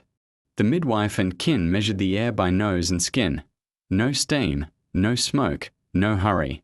When sleep came, it came because the room had earned it. Afterbirth care was winter's long art. The house shifted to a healing calendar of days rather than dates. First day, quiet. Second day, short sitting and short laughter. Third day, a careful airing of bedding while mother and child stayed under a second curtain. Then the slow return of routine, mending here, a short step to the byre there, never enough to call sweat, always enough to keep blood honest. Broth lived in a cup that remembered warmth. Herbs sang their small songs, thyme for breath, meadowsweet for aches, angelica for the feeling of strength returning. In a room that refused big heat, recovery arrived as a sum of small comforts, not as a single miracle. Neighbors practiced the oldest ritual, making chores vanish. Paths were cut before anyone asked. A child with fast feet fetched snow for melt. A pot arrived whose lid would not need lifting for hours. Someone adjusted the windbreak so drifts folded where they should. Someone else laid a line to the nearest door so visits in flat light cost less warmth. Gifts were modest and exact. A better wick twist, grass combed fine for boots. A strap relashed on the sled that would carry the child's first rides inside furs when weather permitted delight again. And because winter makes truth plain, endings were tended with the same fidelity. When age or fever called someone away, the room darkened only by a finger's width. The lamp still burned, but low. Cloths were warmed in a palm, not against a flame. Skin was wiped with water that would never turn the air to mist. Hair was combed with the comb that had known it for years. The bed curtain hid nothing. It honored privacy in a house where privacy is a kindness, not a wall. Voices chose the narrow register that comfort likes. Songs moved fewer notes and deeper ones. Children were included the way tools are included, with respect and plain sentences. The body is tired. We will help it rest that I ain't ground too hard to accept a grave. The village kept a ledger of waiting places. Stones were raised in modest cans. A sled became a bier. The body lay where the air kept it true, cold that preserves rather than steals. Words were said without asking the room to become a chapel. Breath gave them weight enough. On a day when the sun's coin climbed a notch higher and earth softened its fist, the path was cut, the can opened, and the work finished as it had been intended. If the sea was the house of a life, the sea took what was given back to it. If land had been the house, land did the same. No flame argued with weather. Weather kept its agreements. Between the first hour and the last, the house held vigil well. It knew the tasks that make time bearable, trimming a wick so the flame speaks a steady vowel, warming a stone and testing it where skin is thinnest, pinching a vent a finger's width, wiping the lampstone so soot does not creep into morning, placing a cup within reach and then forgetting it tactfully until it is needed. A watcher made a circuit, door, vent, bier, curtain, and in that circuit the heart learned how to wait without wasting itself. Toward morning, the lamp was persuaded brighter, never startled. The door hanging was set to lift without complaint. The path to the nearest neighbor was brushed so footsteps would be unremarkable if news, good or hard, needed to travel. When joy was granted, it was shared like heat, by increments. The baby's first outing happened in air that had agreed to be gentle. Furs lay over wraps. A hood made a house around a face that did not yet know wind. The dog took the warm place at the feet as before, and no one explained it because nothing about it required explanation. When loss visited, it was salved by work that loved quiet, sweeping, binding, hanging tools in their old order, reminding the room and the people that shape remains even when one voice falls out of the chorus. Order warms more than speeches. It says, we know what to do next. Rituals were modest, and precisely because they were modest, they kept their strength. A name sung 3 times over a cup. A mark cut into a beam at the right height for a child who will measure themselves there in spring. A line from an old story spoken into a still corner where lamplight gathers, because the line is a rope to hold by when the floor of the heart feels slippery. None of this demanded fuel that the season could not spare. All of it spent something rarer, attention. Attention is warmth's clever cousin. In winter, the two are often indistinguishable. So the house, refusing the theatre of fire, still made room for the theatre of care. A birth that did not jolt the air. A farewell that did not scald it. A vigil that used breath like a metronome. Neighbors who arrived with paths and left without ceremony. A curtain that held a small climate loyal to whoever needed it most. The wind might press its palm to the wall. The snow might test the roof with its patient weight. Inside, life began and ended with the same steady courtesy, small heat, clean light, and the agreement that love in winter is measured by gentle hands, not by flames. When spring finally loosens the world, it does not knock. It exhales. Ice changes its voice from glass to water. The roof's hat slumps and slides. The sun stops being a coin and starts being a plate, then a shield. In a far northern home that has lived the winter without a roaring hearth, the return of warmth isn't a party, it's a procedure. The same steady craft that carried everyone through the Arctic dark carries them back into weather that forgives more mistakes. No trumpets. No blaze. Just doors opened a finger wider each day, vents taught a new arithmetic, and the slow lifting of habits that were never meant to be chains, only bridges across the long night. The first task is to help the house remember its summer shape. Drifts that served as insulation are cut back from sod walls, not all at once, not recklessly. Channels are dug so meltwater chooses a polite route away from foundations. Brush windbreaks, faithful all season, are loosened and respaced to persuade the last snows to lie anywhere but against the door. The low porch is swept of the grit that kept boots honest on ice. Ash rings at the threshold, winter sand, are lifted and scattered to places that will soon want a little mineral kindness. Children go around the walls in their practice clockwise tour, palms reading for damp, eyes reading for seams that grew bold under snow's long hand. Inside, the house's breath is recalibrated. Vents that lived 2 fingers open all winter are tried at 3. The door hanging is retied so it moves with less ceremonial weight. Bed curtains are shaken and rehung with their hems brushed clean of the moss that sealed them against drafts. Rush mats are replaced, the floor brushed not because it is dirty, but because dust remembers winter too well and tries to keep it. The lamp's wick, which did so much of the year's civil work, is trimmed and set to a smaller duty as daylight learns to shoulder tasks again. Soapstone bowls return to being kindly cups instead of the family's quiet furnaces for poultices and bedtime toes. Clothing shifts by layers rather than declarations. Leg wraps come off on days when wind goes gentle. Hoods are unbuttoned and worn back. Nail-bound mittens hang without drama and feel like accomplishments when they dry without ever having been soaked by snow. Boots lose their grass a week at a time. Birchbark insoles, faithful and springy, are taken out and rubbed smooth, their edges mended where winter made them confess small hurts. A child practices the summer knot for a cloak, lighter at the throat, and learns that heat can be spared now without being squandered. Food stores rewrite their ledger. The brine tub thins. The last stockfish comes down like a carefully saved word spoken at the end of a good paragraph. Root boxes surrender their last turnips and carrots, sand shaken out to sun and wind. Ferment crocks are checked and given more light, only a little, so their living contents remember the world beyond clay and cloth. A pot of grain sits closer to the window slit, where the day can begin its work without robbing the room.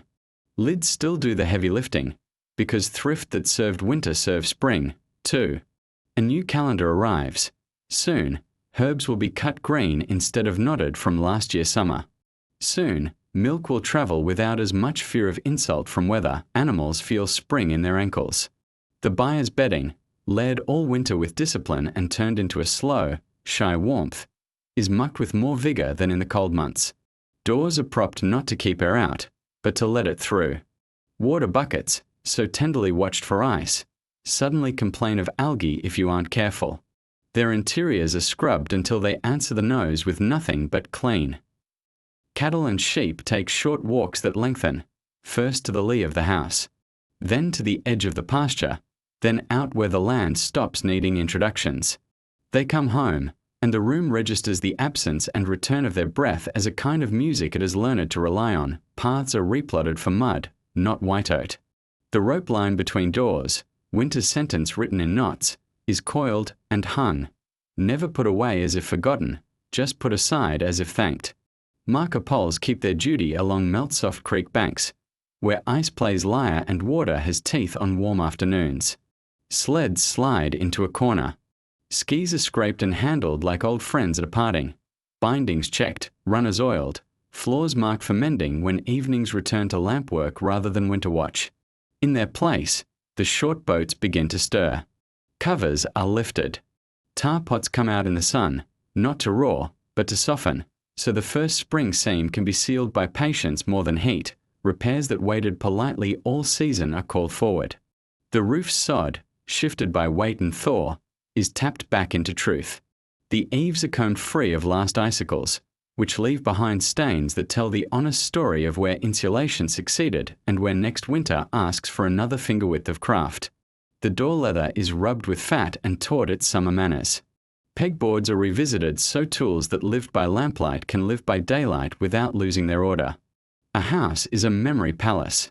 Spring is when memories are filed rather than thrown away. Neighbours return to being lines in a map rather than stars in a storm. The shared lanes, cut in company for snow, are tamped for puddles with the same cooperative quiet. The communal blaze days, rare and careful in winter, come more freely now for tasks that like a brighter heat, a boil, a render, a quick iron fix. But the skill winter taught remains in use. Save big flame for what insists. Let small warmth do everything else. When someone says, "I'll stop by," it again means they'll bring a joke and a hand, not a rope line tugged in a white howl. Yet the rope still hangs. The rope always hangs. Children graduate their winter curriculum into spring errands, path markers to the landing, checks on the first green moustache on the roof, listening to the creek's new song until they can say, with the confidence of practitioners, "Tomorrow the ice will move. The day after, it will be gone." They carry their competence like a cloak they don't have to think about wearing. They don't slam doors. They don't leave pegs empty. They don't panic when a cloud crosses the sun, because they have lived where the sun was rumor and survived by remembering what to do next. Grief eases. Joy eases. Both become less sharp in the longer light. The house loosens its shoulders. Sleep takes back some of the hours it loaned to the night watch, and the bed curtain resembles privacy more than pocket climate. Stories stretch. Riddles get sillier. Tasks that preferred lamplight accept the honest scrutiny of day. And yet the lessons hold. Lids stay on pots. Wick trims stay neat. The habit of listening to wood and wind remains. Because spring can still turn its head and speak winter's last sentence before it leaves for good to tea the shore. Boats wake as people do. First the eyes, then the hands, then the legs. Blocks and wedges are tapped free. Covers folded. Ropes uncoiled and smelled for last season's salt. Nets are lifted and combed. Floats tightened. Stones reknotted where the lashings told truth about their winter patience. The first launch is a quiet one, as most important acts are in this place. Oars dip. Keel remembers. The cove that sang all winter through its ice clears its throat. No horns, no cheer required. The work itself is applause. What has winter taught? Then, that summer should not forget. That warmth is mostly agreements kept, between wool and skin, between vent and lamp, between people and their tools, between neighbours who walk a path until it is a corridor of help. That fire, when it comes, is an instrument best played sparingly, with taste, not as a drum beaten to fatigue. That the house is a living thing with lungs and voice and bones, and if you listen to it, it will shelter you in ways a great blaze cannot. That children become weatherproof not by being spared weather, but by being coached into partnership with it. That love sounds like a trimmed wick, a warm stone tested at the wrist, a door opened with manners, a bowl placed exactly where a waking hand will find it. Spring is mercy. Winter was mastery. Together, they make a year. The lamp is lowered in daylight, then raised at dusk without drama. The door leather lifts and falls with less argument. The roof grows a nap of green. And in the room where no fireplace ever roared, someone sets a pot near the slit of sun, tightens a final stitch, and breathes exactly as the sea does on a calm day, measured, patient, ready for whatever weather writes next.